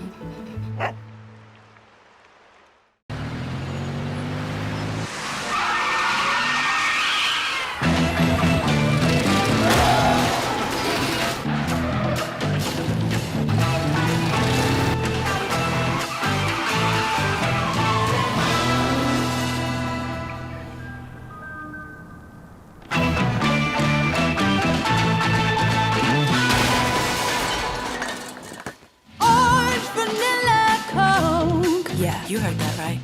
Back live at intermission here at McPherson Stadium on the campus of Central State University. The Golden Bears with a 6-0 lead over the Marauders of Central State in a first half that was marred by a wet track, rain all day long here in Wilberforce, Ohio, with the Golden Bears with a 6-0 lead at the break. Believe it or not, the biggest play actually came on a pass play in a half where there was not more than 15 passes attempted between both teams, especially for a Miles team that loves to throw the football. It was a great interception over on the other side. I think it was Maxwell Wells who ended up with that interception for Miles, and that kept Central State from running a play on Miles' side of the field. Now, Miles has been able to run the football rather well here in the first half, or at least as well as you can on this track, and they're going to have to do it here in the second half. But they've controlled the ball. They've had it for nearly 18 minutes of the first half, and the turnovers haven't killed them. They've won the field position play all game long, and so now it's a matter of being able to replicate that and try to get another touchdown, as they've had a couple of chances inside the 20-yard line against Central State and haven't been able to convert on all of them. Set for second half action. Glad you could join us for our continuing coverage of Miles College football on WOTM Sports. Charles Ward, A.A. Moore with the play call. Producer director Randy Higgins on hand. Randy's cousin John handling the cameras for this afternoon out of West Virginia. Hamill slips again on the kick, but he got that one straight down the field. I don't know if the Marauders touched it or not. It'll go into the end zone. They'll rule it a touchback. But Hamill just having all kinds of problems keeping his footing, but luckily it's occurring after he's making contact with the football and getting it going downfield. You know, Brady Hamill and Jay Fitch should get hazard pay for today's work. You know, the kickers don't generally have to get this muddy, this dirty. Kickers don't get dirty, right? Right, not at all. But, you know, they've got their jerseys looking like they're offensive linemen at this point, the way they are kind of working around the field conditions. And they are just as important as any of the other players on the field for the work that's happened in the first half. Field position has definitely been a great plus for the Golden Bears. So the Marauders have the football first to start second half action. Kind of an anemic first half for them offensively. Couple of spurts, but not a whole lot. Flag coming in on this initial play from the line of scrimmage. Golden Bears saying that the Marauders moved on the inside, and the officials agree. Central State had 2 first downs the entire first half. They carried the ball 10 times for 30 yards, and then they were only able to get off 12 yards passing. So, it's been all miles when you want to look at it. I said 12, it was 2. 2 completions for 2 yards. On the ground, they go on the inside. We'll wait until they unpile it to see which runner has it for the Marauders of Central State. It was Lanier on that carry for Central State. Terrar Saffold, he was completely shut down, and again, maybe more shut down by the field conditions more than anything else, but he has been a non-factor to this point, and Miles would love to keep it that way. Go on an option play now. This is Saffold, but he lost the football. Golden Bears trying to dive on it. They finally cover the football at the 11-yard line. So Saffold again on that pitch, not able to cover it. Jalen Thomas, he got that fumble recovery. He just takes a dive in the mud to celebrate. Yeah, Mitchell Smiley had scoop and score on his mind, and it was a swing and miss as he went to go get that wet pigskin, and it slipped right out of his hand. But Jalen Thomas was Johnny on the spot, and he picks it up. Central State tried to do something different. They want to get Saffold involved, and that time it didn't work out as Saffold was unable to hold the football. Yeah, it was surprising. They went with that option play, short side of the field, got that ball in the air, and Saffold, as you indicate, not able to collect it. Well, it really was a one-on-one play if he could have held on to the football, but unable to do that. Miles is set up inside the 20. So Golden Bears a chance to score on their first possession of the second half. Snap to Smith. On the ground, Ruiz. Justin trying to turn the corner, but he has the stutter step to gain his balance. But the second effort by Ruiz puts the Golden Bears down at the 13-yard line. Well, let's see if they're going to call a fumble or not. That ball got loose. I didn't hear a whistle. So we'll see who has the football. Again, they were late on the whistle. There was no more forward progress. They're saying wind the clock as Miles has the football. So, hey, you've got to blow that whistle today more than any other day. They're still unpiling their far side of the field. We'll stay with the Golden Bears. Clock at 13:45 left in the third quarter. Finally returning back to Sloan Alumni Stadium next weekend. The Thoroughbreds of Kentucky State will be visiting us there in conference football action. Senior day, and it's going to be a big day for guys who are going to play their final home game of their careers. On the ground, Edwards spins back to the inside, but it's wrapped up immediately there. Good defensive stop there by Quante Stanley, the sophomore linebacker from Cincinnati, for the Marauders of Central State. Looked like Montavious Tinch was coming around. He was trying to set the block, but his footing apparently was a lot better than Edwards because they both were in the same place at the same time. And it's funny, I was talking with Aaron Scroggins this week for a segment that was on in the huddle with Coach Ruffin, and he's like, this offense, he could play running back. And that's about what Tinch was because he was in the exact same place that Edwards needed to be. Third down here for the Golden Bears now at the Marauder 16-yard line. Smith to Edwards. Edwards denied at the line of scrimmage again. Kobe Holtz, this junior from Springfield, Ohio, on the surge for Central State. There's a pass play in here somewhere, and it's going to be something to the tight end right across the middle as they run that play action. I don't think they want to kick it from here. It's basically 4-down territory at this point. But there's a pass play that's there. And you get the sense that Marauder defense is soft for that because they are kind of cheating to the inside now, shutting everything down on the inside. So a good ball, fake, short pass may be exactly what's called for here with the Golden Bears. Miles is cheating too. Safety's playing in the box. There's no sense of putting somebody 20 yards upfield come on in. Right, when no one's going to throw it that far. Smith on the ground. They keep it there. Ruiz knocked down at the line of scrimmage. So a lackluster effort there by the Golden Bears on that possession in a very short field. They'll give it back to the Marauders of Central State. You don't really lose anything on that. In fact, you gained a couple of yards and burned a little clock. And this is going to be a clock game. There's no question about it. Miles would love to punch it in one more time, but to this point, Central State has not shown that it can get the ball upfield. So right now you play the field position game some. You don't want to put Central State in a position where they can get a quick score. Williams on the ground to Lanier. He'll try to slide it back right side. Stiff-armed one player, but he's wrapped up there. You cannot do that to Maxell Wells. Wells just fought through the stiff arm to make the tackle on Lanier. As far as Wells is concerned, that was a soft arm because he got right through it and he slammed the runner down to the ground. You know, trying to change directions on this track is not advisable. As soon as he tried to cut back to the other side, there was no room, and Wells was waiting right there for him. Very aggressive play there by Wells on the stop. Nicely done. Second down effort now for the Marauders. We're down to 11:13 left in the third. Series between these teams, Golden Bears with a 5-1 edge there. As Campbell lost one downfield, got a man there behind the coverage at the sideline, incomplete at Gringow there, but Howell ran out of real estate just in front of the Marauder bench. You know, there's the football fan in me who wanted to see the Greenhow that exploded on the scene in the second half of the season. Last year when Greenhow played and Central State played against Miles, Greenhow had 5 catches for 47 yards. He was just coming off of injury. Central State was an outman team. We didn't get to see the best of him. But starting the next week, he started catching 170, 220 yards worth of passes. He ends up being an All-American and an All-Region player based off the last 4 or 5 games of the season where he nearly ended up with 1,000 yards receiving. So I wanted to see that guy, but he's been hurt this year.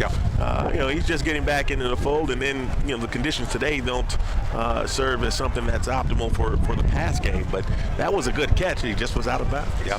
Yeah, you reminded me of that, about him kind of turning things on after our ball game against them and then really turning in a great season.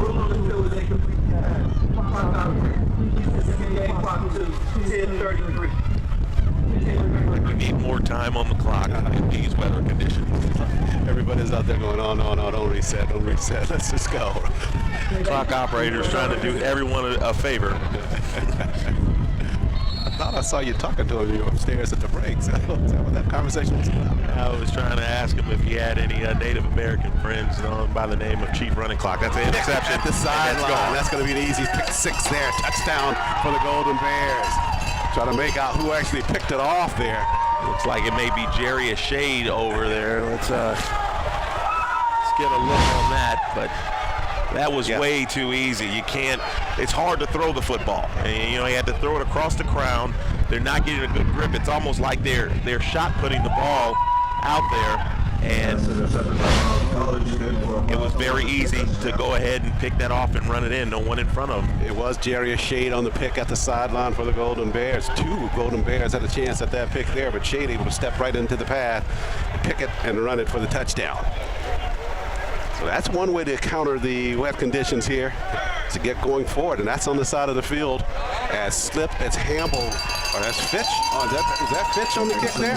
No. That's still Hamble. Hamble's still slipping on the surface, but he's slipping after he gets the job done. He knocks the point after through for the Golden Bears with 10:24 left in the third.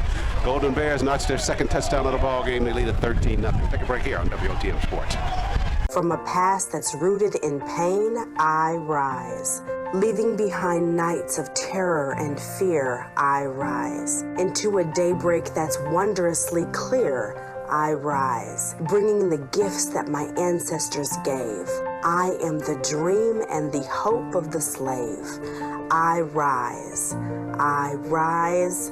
I rise.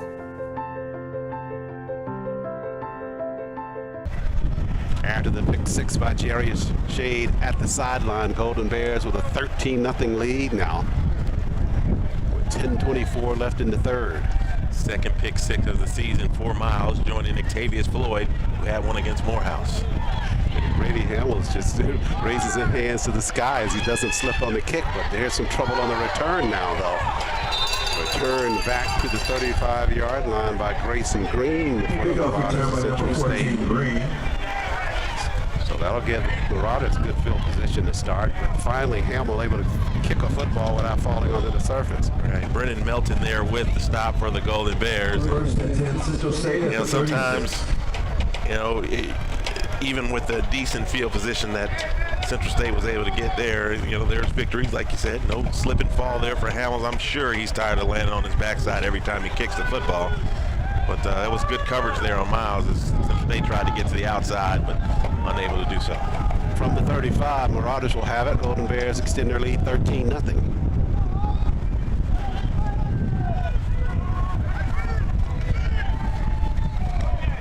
Fumble in the backfield for the Marauders, and Lanier has to fall on it at the 34. Well, recovered by number 27. Bad snap there, or the snap wasn't very good. It wasn't necessarily bad, but then the exchange was thrown off. And again, when you run these offenses like they run them now, which are a lot of timing plays, people have to be in the right place at the right time on the right spot. And the ball, the way it's being snapped and how wet it is, it's throwing everything off, and that's for both sides. That's a good call on that. It's absolutely right. It's all about timing. 9:43 left. Speaking of time, in this third quarter, 13-0 lead for the Golden Bears. The chief running clock. Let's make it run. There's a fumble there by Williams, but he's able to pitch it anyway to Lanier, left side, and Lanier falls ahead near the 38-yard line.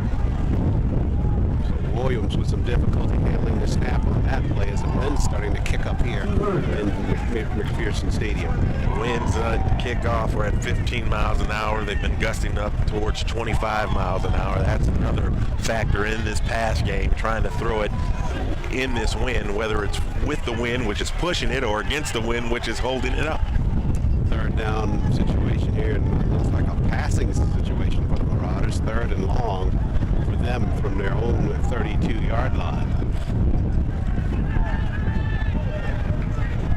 Snap to Williams, tight roll to his right, looks back to the left, runs past the coverage. It's got some space there. Williams able to get a good gust of speed and turns the corner for the Marauders, and he's free. Nobody's going to catch him there.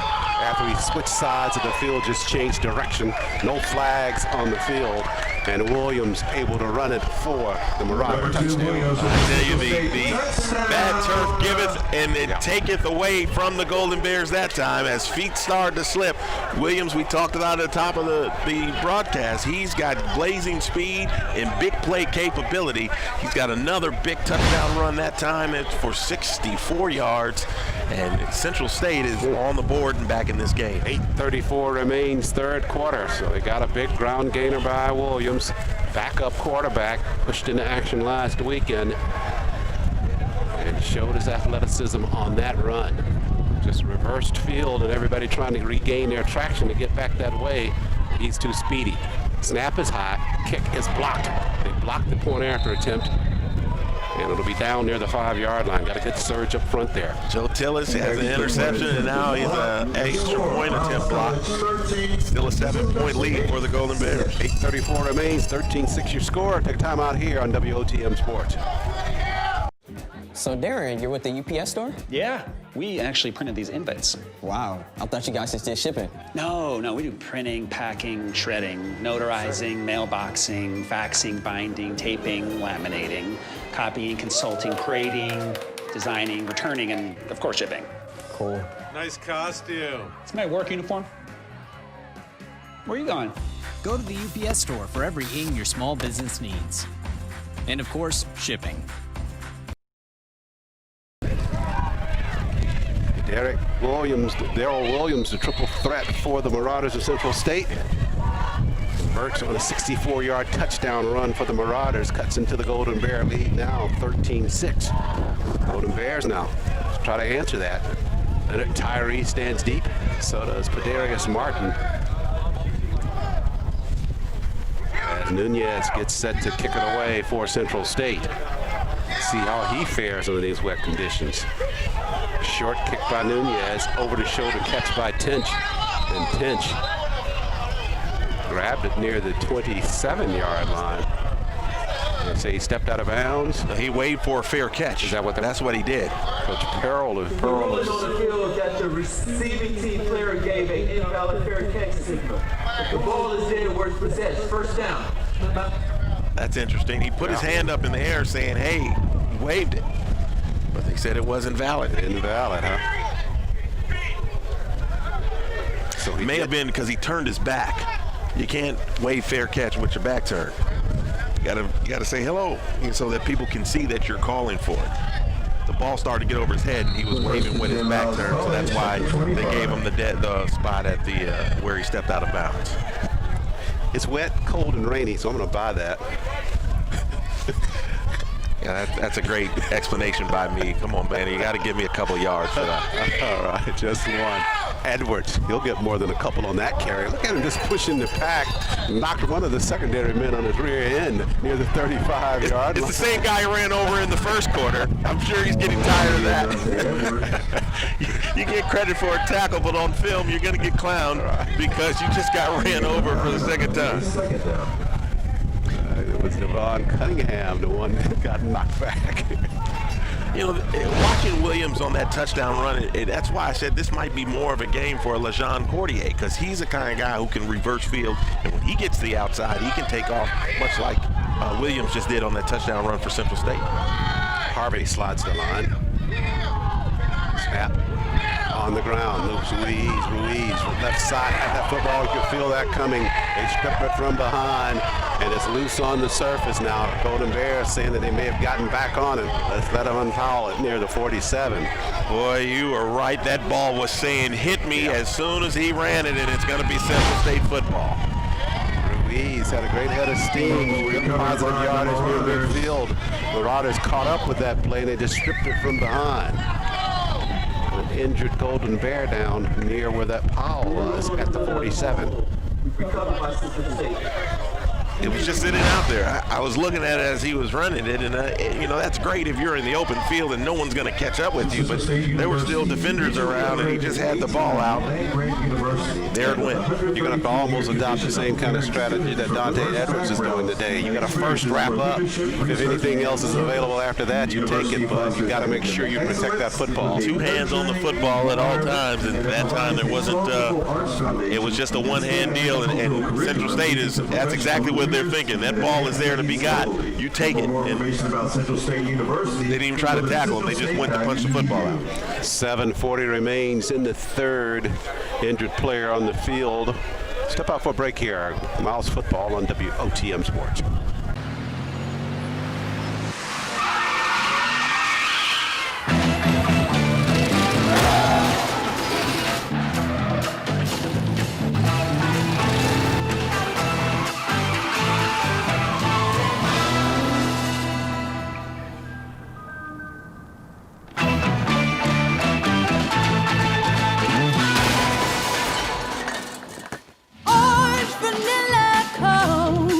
You heard that right.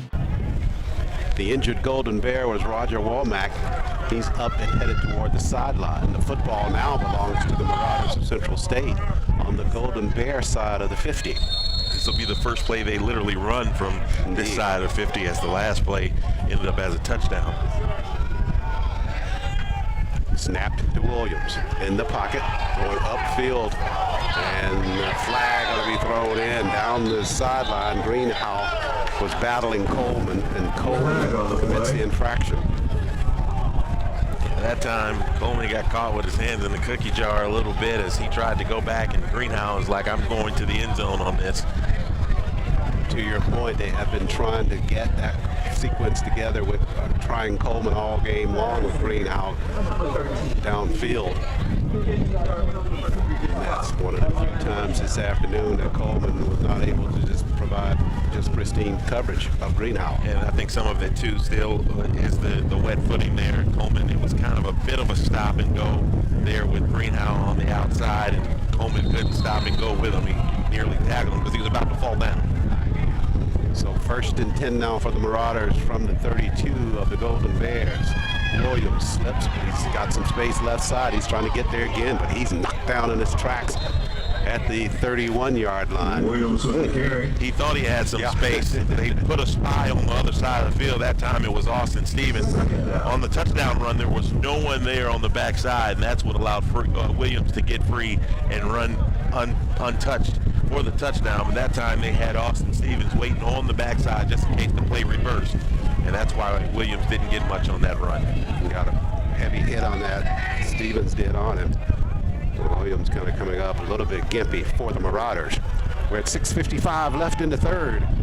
13-6 lead for the Golden Bears. After a turnover, Marauders with a 2nd down and 9 from the Golden Bear 31-yard line.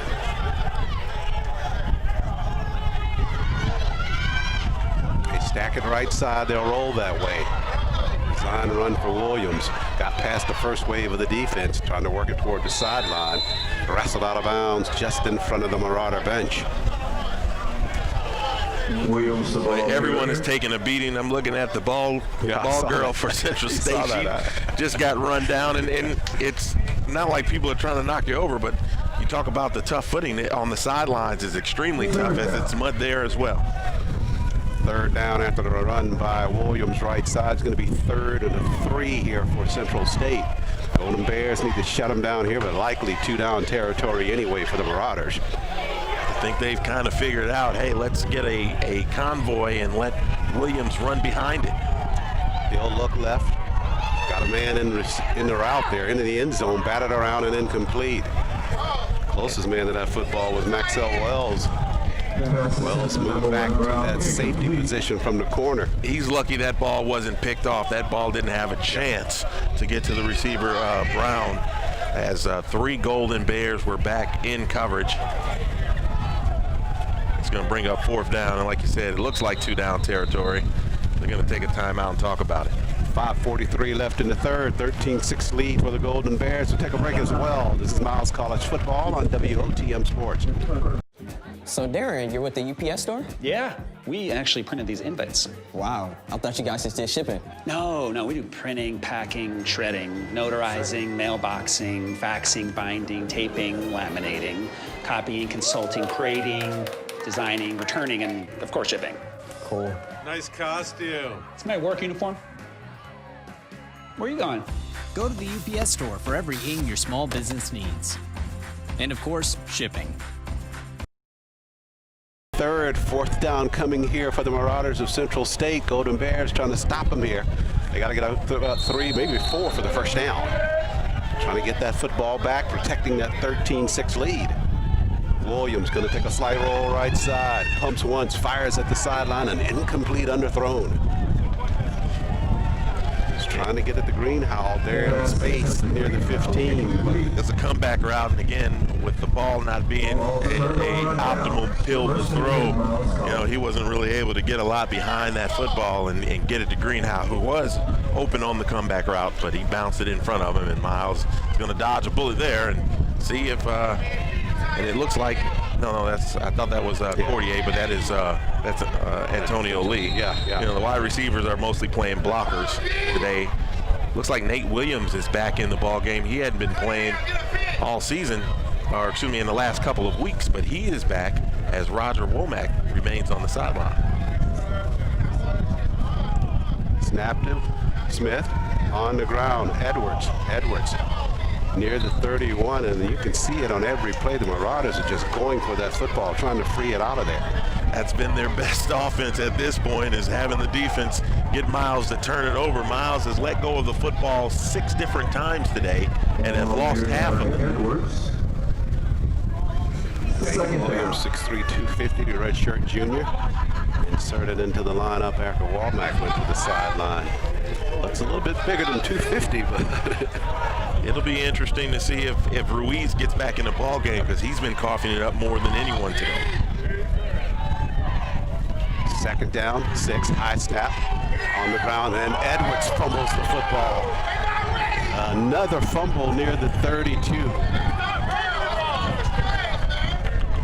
This is unbelievable, the way the ball is just coming out. I think they're saying Miles has keep this one, but it's just so muddy. You just look at Dante Edwards' jersey and his pants. It's all wet and muddy and slick. There's just no real way to really hold that ball once it gets near your body. So it's Wade Streeter. He's going to be the next man in. Yeah. He's got a pretty clean jersey. He's played mostly special teams, but Wade Streeter is one of the toughest guys out here, and I think he's going to do his best to try to be a guy who protects the ball. But again, it's what you just said. His jersey is pretty clean, pretty dry at this point, and that might actually be something that helps. Just going to say the same thing. Yeah, at least dry hands and a dry jersey. We're at 4:09 left in the 3rd. Streeter with the football, puts his head down, works his way near the 35, short of the first down marker by about 2 yards from the Golden Bears. So that will require a punt here for the Golden Bears. Short of the first down. 3:48 and clock running here at McPherson Stadium. For whatever reason, it seems like Miles has been playing from that huge mud spot all game long, and that's why their jerseys are as muddy and that ball is as slick as it's been. It's just, you know, the part of the field they're playing for. Maybe they need to work towards the other hash and try to run plays from there. Now, if you reflect back when this ball game started, right where they are now, this mud splatter has just gotten bigger. Indication that they have been in that area a lot during the ball game. But to your point, try to work something outside of that area if you can. High snap. Fitch got it airborne. Turning it over. Got it going forward. Nice job by Fitch there. Football at the 32-yard line. Less than ideal conditions. Fitch has done a great job hunting this football this afternoon. 1st and 10, Central State. So now you may get back into a situation of field position here if the Golden Bears can shut down the Marauders on this possession. And again, it's going to depend right now, as far as Central State is concerned, as if they have really unlocked the key to what, or unlocked the box as far as what their offense is able to do. As again, you saw a couple plays where they're trying to get Williams outside of the box and use his speed to do some things. Get it in the backfield, and that play is blown up at the line of scrimmage. A flag coming into the back of that play. Saffel stopped in the backfield by Joshua Neal, but it looks like they're going to get him for a collar there. I think that was McCurry who actually made that tackle there, but if they get him for a collar, there's no way he grabbed his jersey and it slipped even. You know, he couldn't have grabbed it. Hopefully the officials are talking about it and saying there's no way he collared him. Oh, you talked him into it. You do have clout up here in Wilberforce, don't you? First you got us some towels before the ball game. Now you got officials changing calls.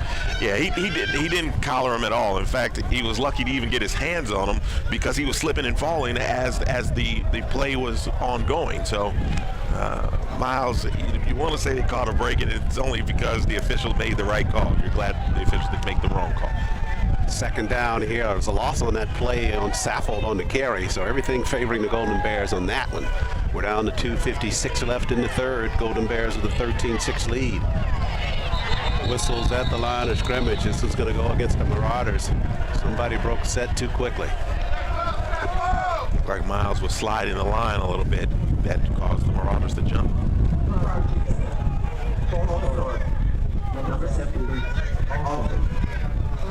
So that'll push them back 5 to the 23. Marauders finishing up their schedule with Delane College next weekend, and then they will meet the team that we play next weekend, the Thoroughbreds to finish out their regular season. Second down and long now for the Marauders. This is exactly what the Golden Bears wanted defensively. Got them going backwards. Low snap. They get it into the hands. I believe that's Lanier on that carry. Slides it back to the inside to the 25, but that's still going to be third down and long coming up after this play. It was Saffold who actually carried the football. You know, in games like Miles is playing in today, you need the veteran presence. You need someone who has been in these kind of tight situations and just somebody to be steady. And we've called his name probably a lot more today than we have in a lot of times this season. Austin Stevens makes the great tackle there on the inside and is going to set up third and extremely long for Central State. Great point. Williams are going to go with that one-on-one again, just tossing it downfield, laying out, almost intercepting it. It's Maxwell Wells, but it goes incomplete. Now bring up fourth and force a punt here by the Marauders. You know, we talked about sandlot football before. You are not seeing a lot of intricacies when it comes to throwing the football. It's just get downfield and let's see if you can run it down. It was probably better that Maxwell Wells did not intercept that football because, you know, this gives Miles a chance to do something on special teams, and Central State has not been very strong kicking the football today. Well, we've been working together too long. I was thinking the exact same thing. So Smith to kick it. And Brown stands. Got it airborne. Brown may have a return here. He'll squeeze it at the 45. trying to work the conditions, and his legs goes right out from under him at the 47. You know, I think his shoulder pads hit the ground before his knee did, because he almost got parallel and he wasn't diving for anything. Nobody hit him, you're right. Just tough conditions all around. That play really just showed it right there. You know, and maybe a more veteran returner would know not to run across that. That's like the DMZ zone space right there, demilitarized zone. You don't go across it. Just let it be, because you're not going to get much there. There's no footing. There's not much. There's no grass. That's for sure. Yeah, take what you can get on the grassy side. So back near midfield, that's where the Golden Bears take it over now. Streeter with it. He's knocked down in the backfield. That was a long decision there by Smith to leave it in his belly, and that allowed that Marauder defense to collapse on Streeter, about a 3-yard loss on the play. So it's clear what the game plan is here for Miles. They haven't attempted a throw since the first quarter. It's probably extremely difficult to try to throw. I think there's one more pass in there, and I think DeAndre Fagan is going to be the guy who catches it, at the very least, him or Antonio Lee, because at this point, Central State is just loading the box and saying Miles is not going to run this football. 2nd down and 13 after the loss on the previous play. Got some movement up front here. There's a flag, throwing it underneath. They were trying to do what you're saying, going to Tinch to tight end. That was incomplete, but we'll check the flag.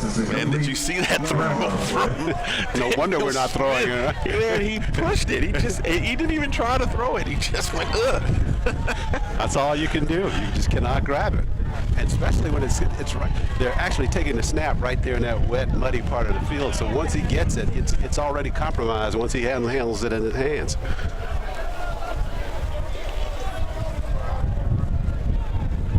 They're fouled by both teams.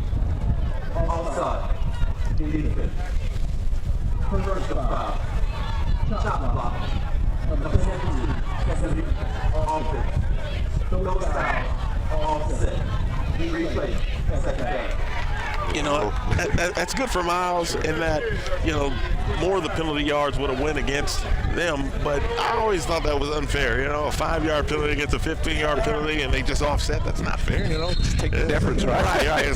So if someone steps offside, forget the free play. Why don't we just cut his legs from under him, and maybe he doesn't play the rest of the time. But no, there won't be any foul on it. Hey, that's Chicago ways coming out there. Streeter, straight ahead, works it past the midfield stripe to the 44-yard line, close to the complete first down. You like to die right there at the end for Streeter. Streeter's like, I'm not going down right here. I'm going to try to get some extra yards, and he took a leap of faith the way the ball has been coming out, but he took it nonetheless, and it sets up 3rd and short for the Golden Bears. It'll be 3rd and about 3 after the run by Streeter. Now Streeter can say I've been in the ball game, as his jersey is covered in mud. Yeah. He's got it covered now. So he can complete this first down here with less than a minute remaining in this 3rd quarter. We'll have to take a snap here. Play clock at 12, about a 6-second differential. 3rd down play here. Streeter slipped on the surface. Had a hole there, but slipped about a yard shy of the first down. So likely they're going to go for it here on 4th. We'll find out when we go into the 4th quarter. 13-6 at the end of 3. Golden Bears with the lead. We'll step out for a timeout, bringing the final 15 minutes here from Wilberforce, Ohio. This is Miles College Football on WOTM Sports. Don't you just love rain? It's nature's way of watering the earth. Thunderstorms are a different story. Poppy really freaks out if the lights go off. That's why we love Alabama Power. As soon as it's safe, they work day and night to get the lights back on. Fast. Kind of like real-life superheroes. I know they do it for everybody, but sometimes I think they do it just for Poppy. Say thanks, Poppy.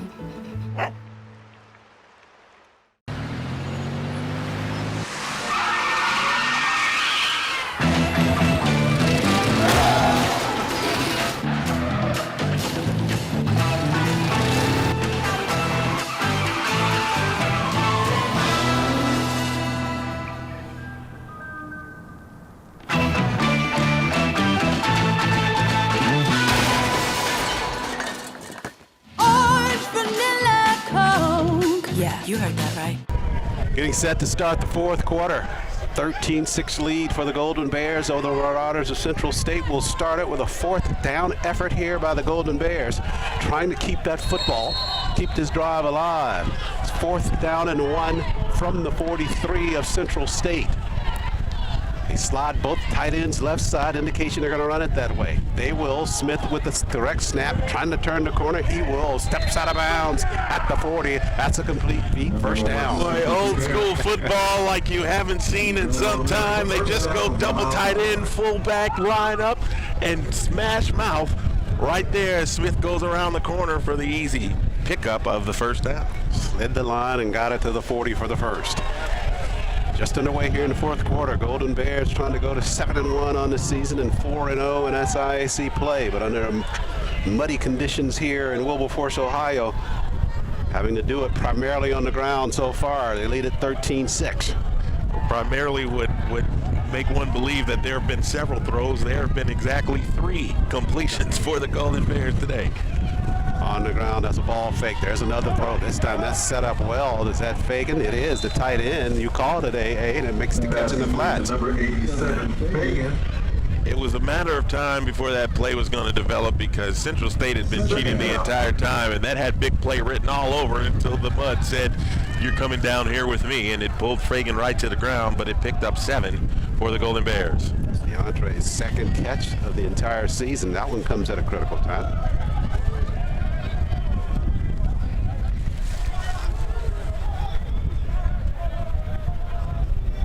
From the 32 now.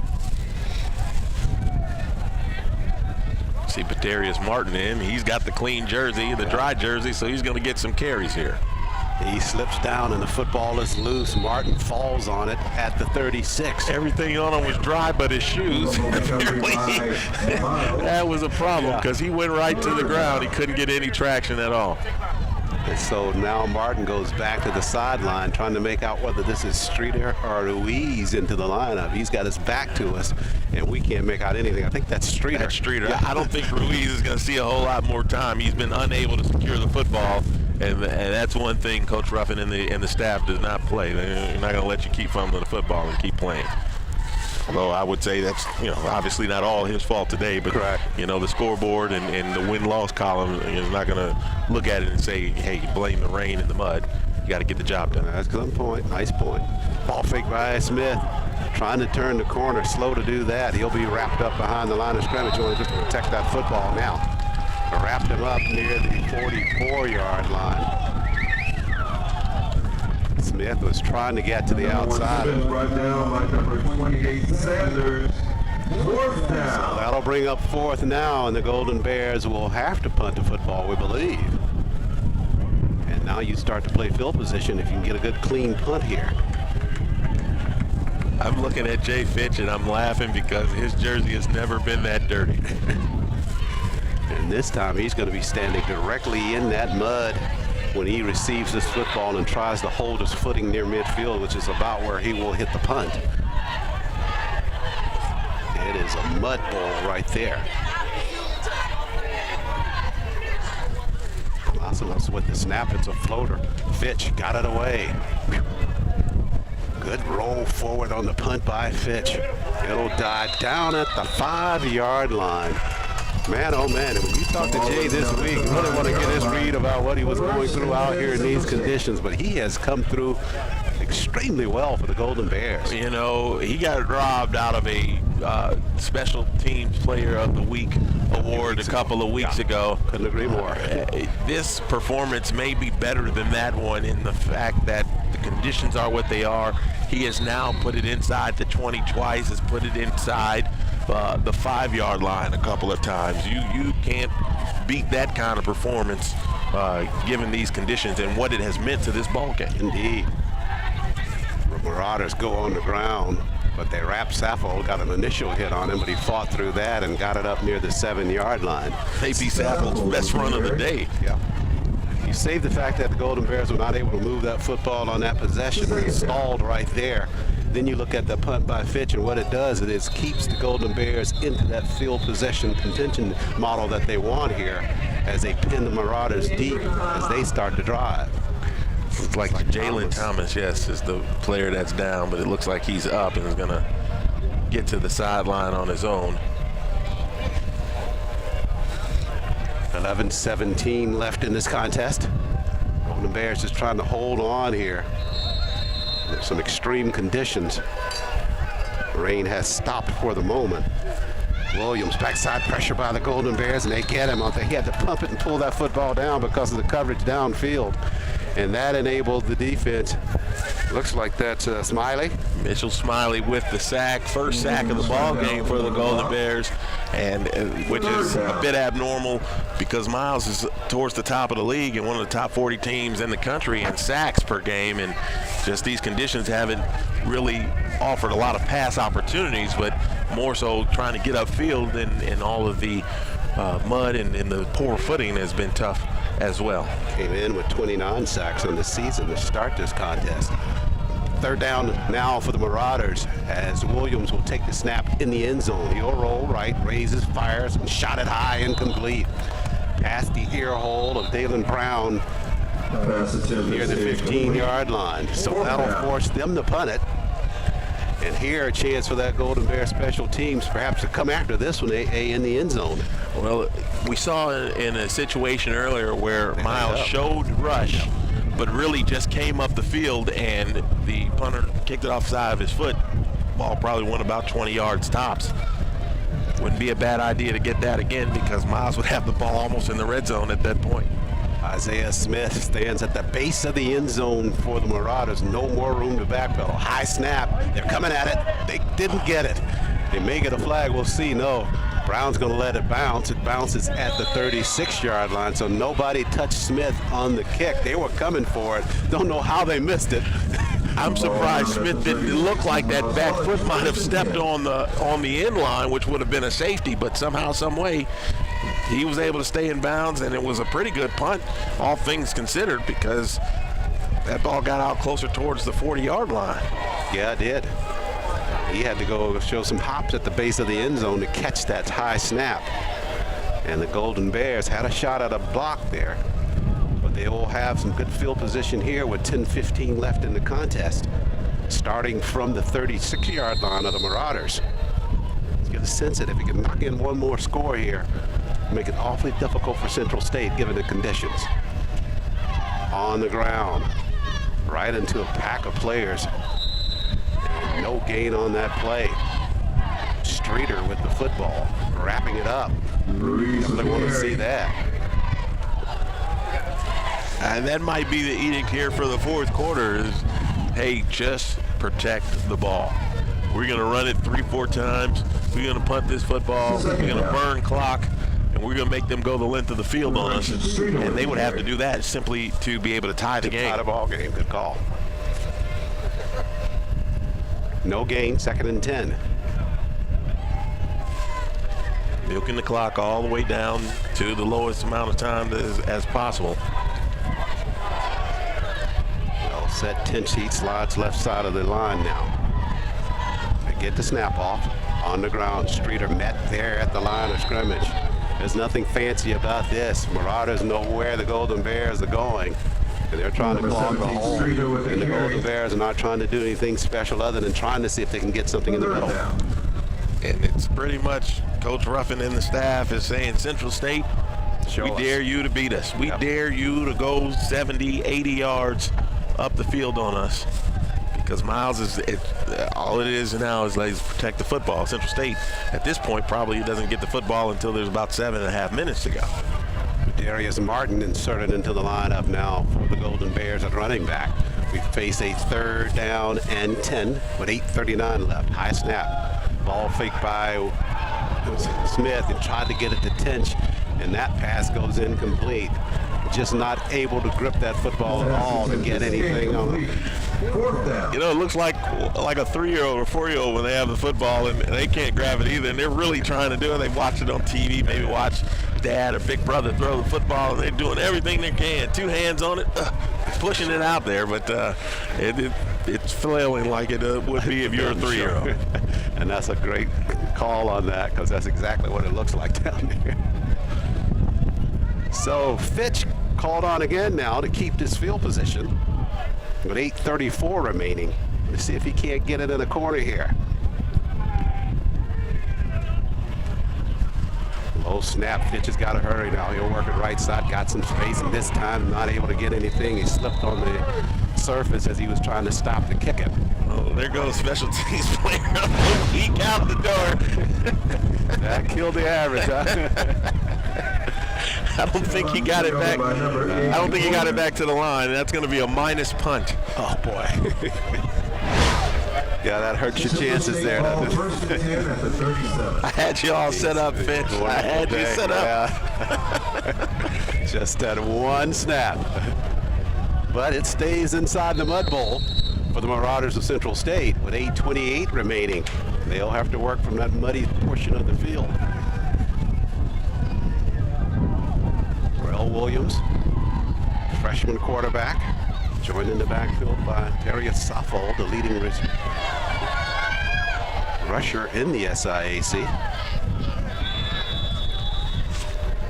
And it looks like we're going to have a timeout taken. We will against the Marauders of Central State. Oh, no. We got a penalty against him. Got the delay. Yeah. Boy. We saw that happen to Miles a couple times last week. I have not been able to understand how you get a delay of game coming out of a dead ball situation. It's like you're waiting on the sideline. You're talking to your coach. Hey, this is what we're going to run. This is what we need to do when we get out there. And still, you lollygag, take your time, and you lose 5 yards. Sure. It always amazes me to see that as well. Low snap. Williams didn't have to fall on it. He'll try to run free. He's got some room at the corner, trying to break it there. Knocked out of bounds near the 37. One man to beat at that corner. Had some space in front of him to turn it there, but the Golden Bears able to knock him out of bounds. And really, that's their best option. That's, you know, when you've got a guy that fast, if you can get around the corner and get ahead of speed up, as you saw, Miles had someone in pursuit, and as soon as he tried to cut, down he went. And so Williams just had a lot of room to roam. He may have gotten back to the line, might be about a yard short of that, but I mean, well, actually it's going to be a forward probably. He got back to the original line.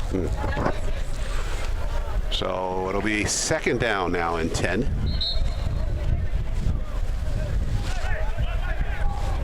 And they work the football at the right hash mark, which puts them a little bit outside of the muddy area in the middle of the field. That doesn't leave a lot of room for you to do that rollout play. If you're going to roll out, you got to roll out back through the mud. Yeah, but you can't do it at short side of the field, right. That's for sure. You normally get, especially in this area of the field, you got one chance to run that play, and once you do it, you burn it. That's it. You got to wait till it rolls around again, right? On the ground.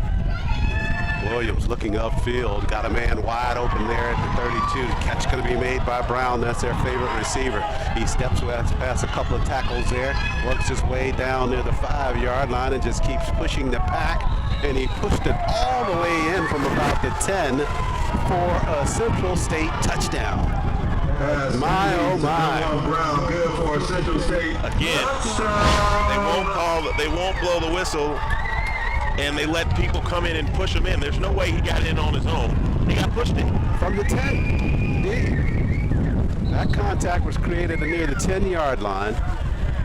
And it was up high tackling, first of all. And then the pack caught up with him and able to shove him on into the end zone. I can't believe that they continue to let that happen. I certainly see it in this league a bunch. But you're not supposed to be able to assist someone into the end zone that way. No, they're going to be thinking about going for 2 here. With 7:09 left, you remember they missed the extra point attempt on their touchdown. They're going to try to go for 2 here and claim the lead. They're going to force Miles. They want to force Miles. As Miles going to burn a timeout here. You know, you force Miles to make a play.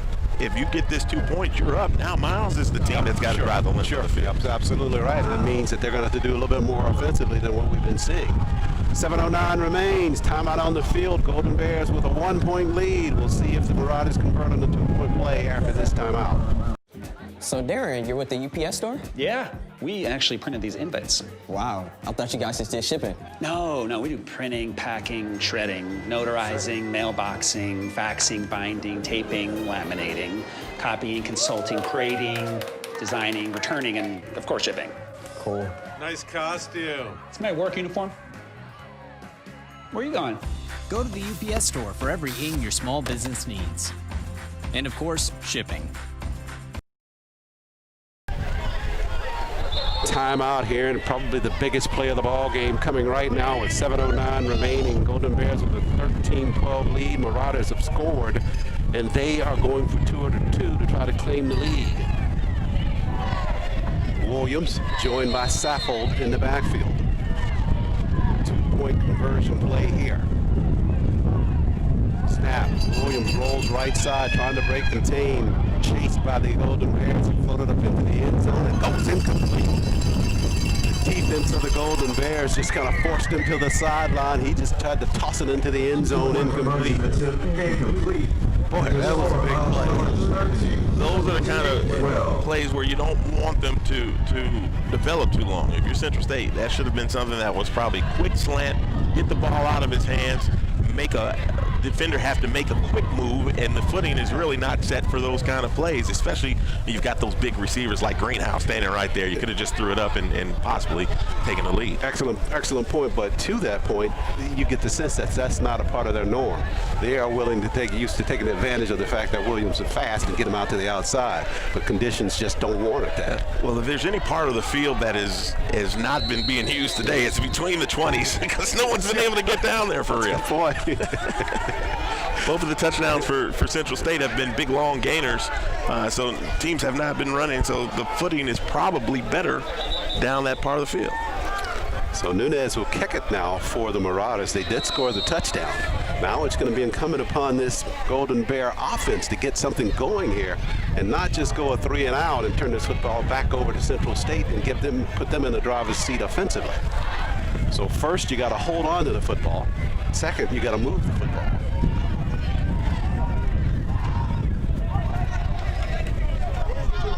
Nunez with the kick. We'll have a return here. That's Martin at the 20. Martin to the short side of the field. Now that's a hezzy play there. Look at that action farther downfield. No flags. His body's falling all over the place in front of that Marauders bench. Darius took what was given to him. He did not want to go to that wet part of the field. He just went to the short side where there's at least some semblance of some stability in terms of the surface. Talking about protecting the football. There is a flag on the play. It makes you wonder if there was an offsides, which would give Miles extra 5 yards with the football. Wind starting to really kick up here, and that was the call. They is offsides against the Marauders of Central State. They say gusting at 25. It might be gusting a little harder than that. That's also making it difficult to throw the football as well. Yeah, your cape's about to fly off. First and 10. Snap. Edwards slides left side. Aggressive run there by Edwards. Got it up to the 44-yard line. You know, the other part is that, Miles really hasn't even tried to throw the football here. They seemingly have given up on that part of the game. And again, with the way Daniel Smith has been handling that football, it's easy to see why. But if you're going to run the football, you've got to run it with a little more conviction at this point. Before you were just playing, hey, let's protect it. Absolutely. Now you need to pick up a couple of first downs because Central State, they've certainly found something that worked, a couple of long plays, and they show that they're capable of doing such. That's a great distinction. You're right. You don't run to protect anymore. You're running to try to make something happen downfield. High snap. Edwards again puts his head down, works it left side, near midfield, close to that complete first down, about a yard shy. That's going to be a great third down situation. Notice where they're running. They're running away from the mud. They're running it off to the far side, off tackle or between the tackles, but they're not trying to run into the to the muddy, wet area there. Football near that left hash mark.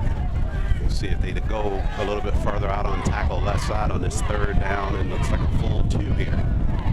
Marauders trying to stack that box on the inside. And they're stacking it over to the far side as well. They know what Miles want to do. They've got the fullback over there as well. The tight end is over that side. Actually, no tight end on this play, but you know they're running that way. It's power left. Third down play. On the ground, Edwards got past the second wave and looks like it's going to depend on that mark. I don't think they're going to get that to him. They needed to get it right at midfield. Edwards with the carry. That mark's going to put him about a football length shy. Fourth down. Wow. It's not even a football length. You get up under center and you power forward Daniel Smith. He's a big boy. You got to let him get off in there, but the offensive line has got to be able to really get in there and grind and push. Fourth down coming here. We're at 5:01 left in the contest. Golden Bears answered defensively, stopping that 2-point conversion. Now it's being put on the shoulders of the offense to get less than a yard to keep this football. Fourth and less than a yard now. Smith in shotgun is the initial set. Looking for him to put that football into the hands of Dante Edwards. Play clock to 8. Snap. Edwards plows ahead and he's stopped. Marauders got lower and they stopped him. Ball turned over on down. You don't have a length of a football to go, and you just wonder why you don't just get up under center and try to push for the half yard. Heck, Central State has showed that you can push people forward. Put somebody behind you, and you push them over for that half a yard, third of a yard, even with a foot. It's almost like you are down inside the red zone at the foot-yard line where you go up under center and you make an easy dive left or right. It's almost like that's not a part of the arsenal of the Golden Bears when you're on the regular field of play and not inside the red zone. You start that play 3 or 4 yards in the backfield, and if the defense gets a surge, which was what happened. First and goal for the first and 10 for the Marauders now. Saffold works it left side to the 45 with 4:23 remaining. Saffold the ball carrier. Now it makes you wonder, though, is a field goal a possibility here? You better get out of my head. I was just thinking the same thing. That'll win it for you. You don't have to go the length of the field to score. They would have to kick it into the wind for sure. The footing, as we've seen all day, has been treacherous. But I'm sure Central State's not thinking field goal here at all. They want to get into the end zone.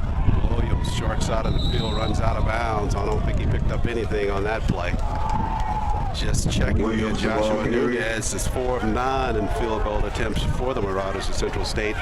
Has a long of 38 yards, but that's probably under better conditions. Right, it wasn't in this. I'm almost sure of it as he's down there warming up. It's funny though, he's kicking away from the direction that he would be kicking into if he had to come in and kick the game-winning field goal. But right here, it's still 3rd and 7.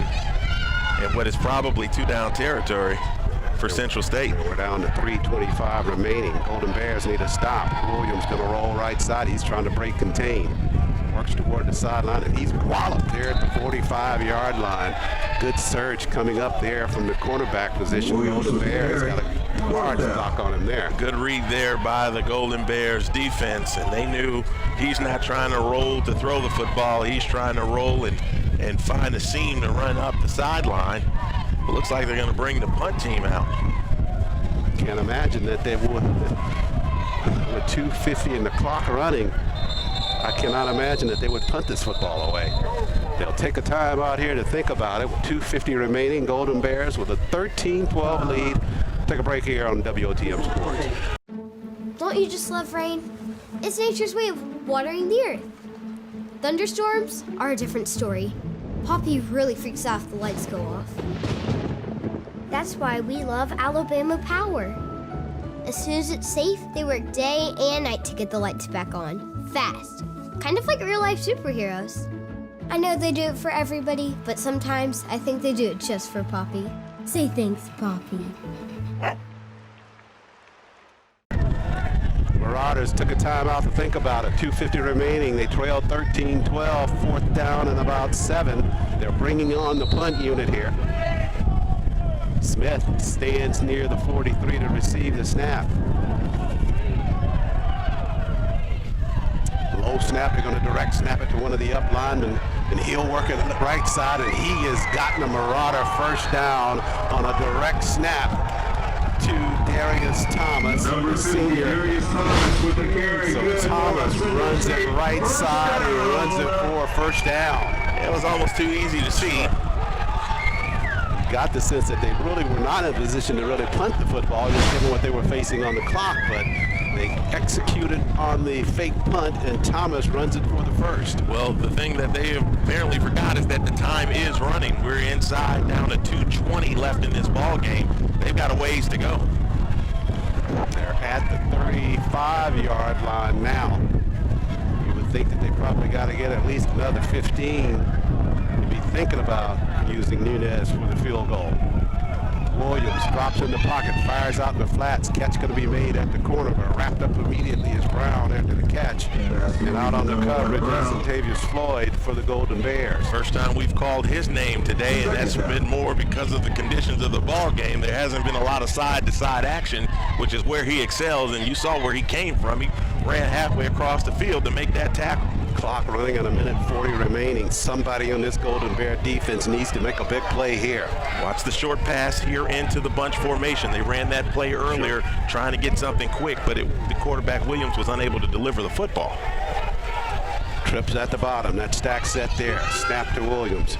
Fires out in the flats, trying to get it in the hands of Saffold. They got it there. Saffold tips-toes the sideline and stepped out of bounds near the 21-yard line. They're not looking to throw that ball deep. They're going to try to tiptoe their way down the sideline and even get it into field goal position. And Nunez now getting finished with his kicks at the sideline.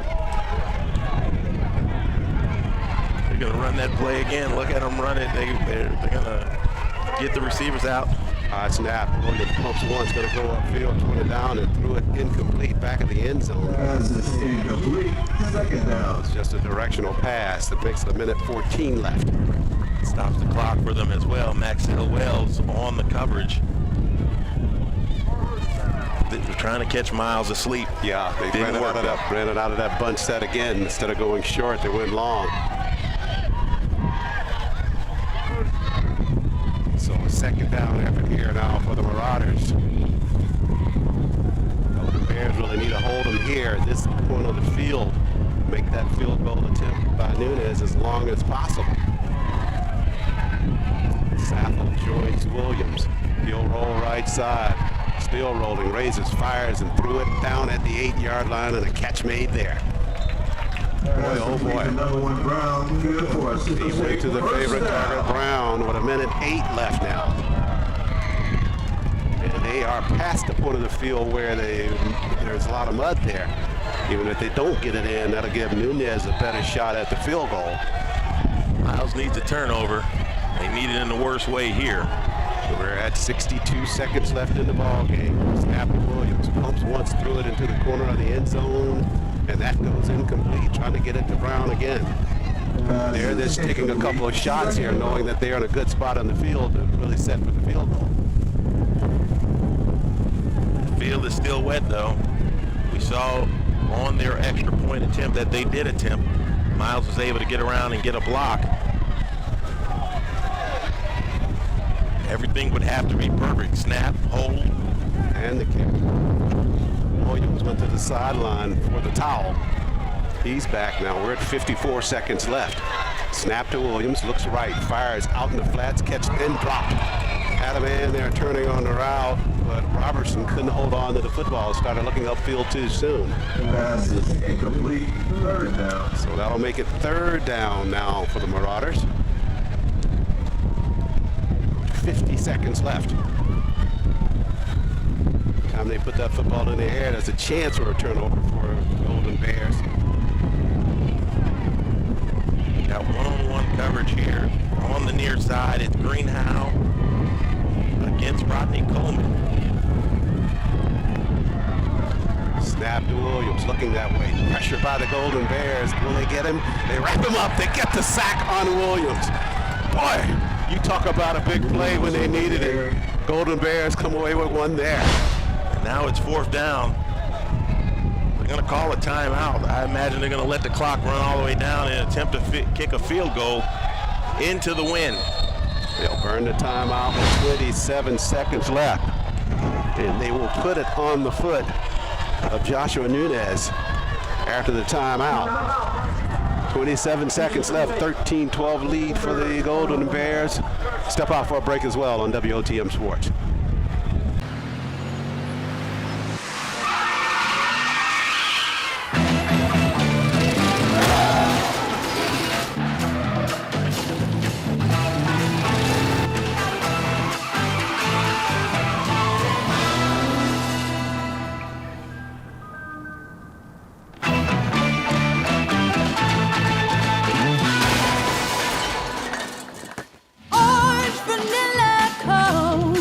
You heard that right. So it's come down to this. 27 seconds remaining. 4th down for the Marauders of Central State. Joshua Nunes now try to give them a lead from about 34 yards away. He's hit from 38 on the season. Golden Bears, you know, are going to be trying to get some pressure on this kick. So Nunes with a chance to be hero for the Marauders.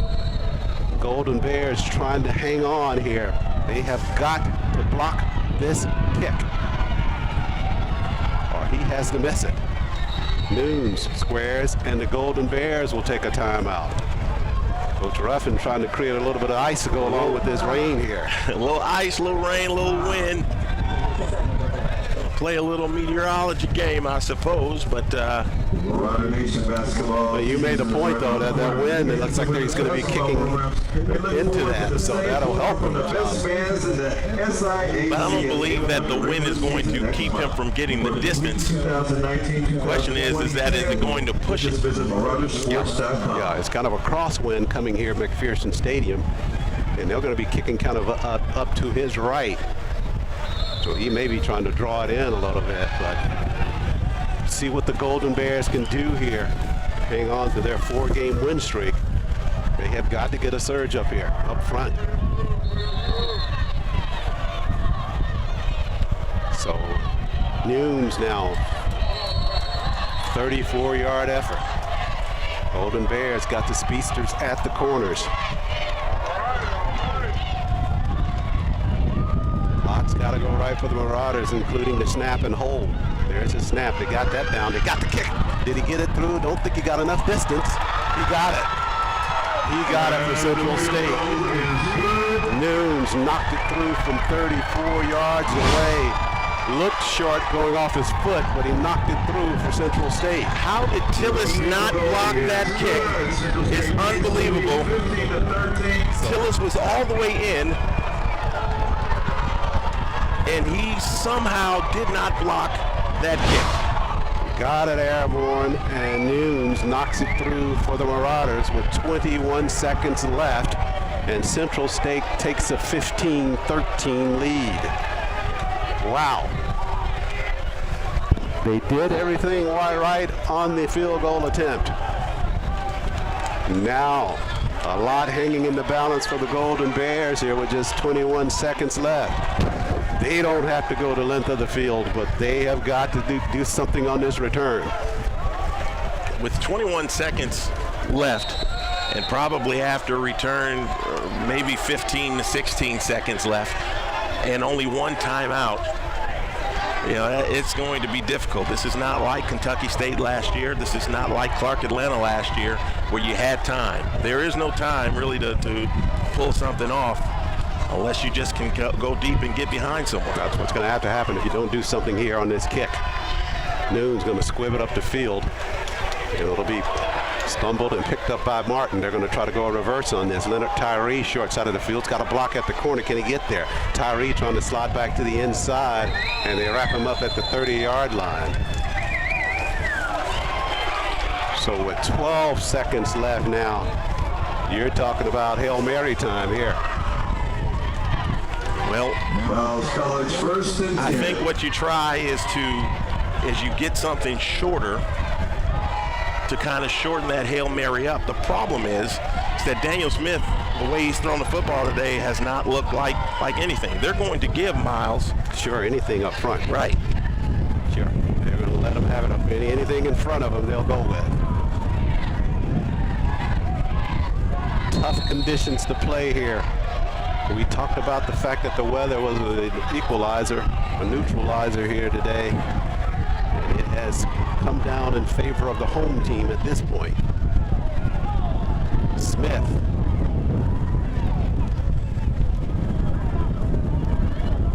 He'll take the snap. Looking deep upfield.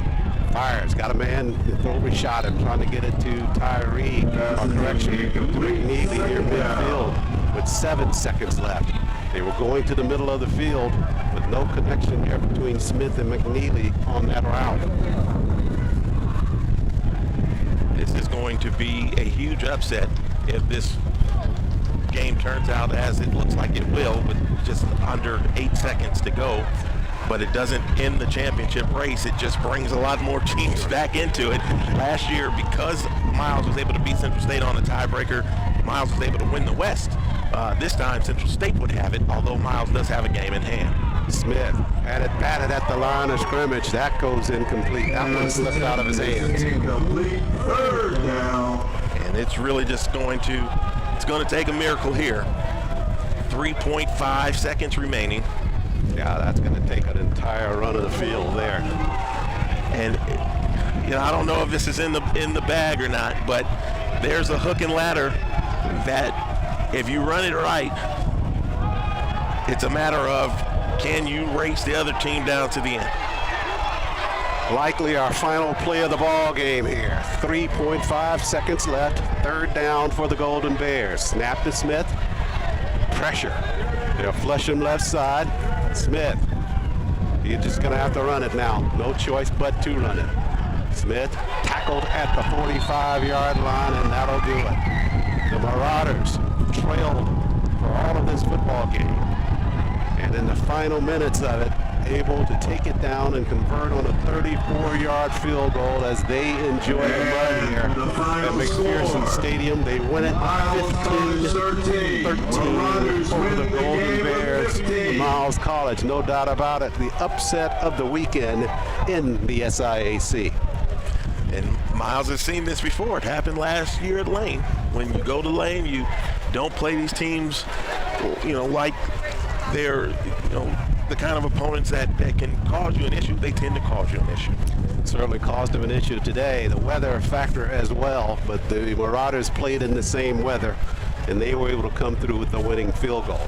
15-13 win for the Marauders of Central State. We'll take a quick time out here and back with the wrap-up from McPherson Stadium. This is Miles College Football on WOTM Sports. Don't you just love rain? It's nature's way of watering the earth. Thunderstorms are a different story. Poppy really freaks out if the lights go off. That's why we love Alabama Power. As soon as it's safe, they work day and night to get the lights back on, fast. Kind of like real-life superheroes. I know they do it for everybody, but sometimes I think they do it just for Poppy. Say thanks, Poppy.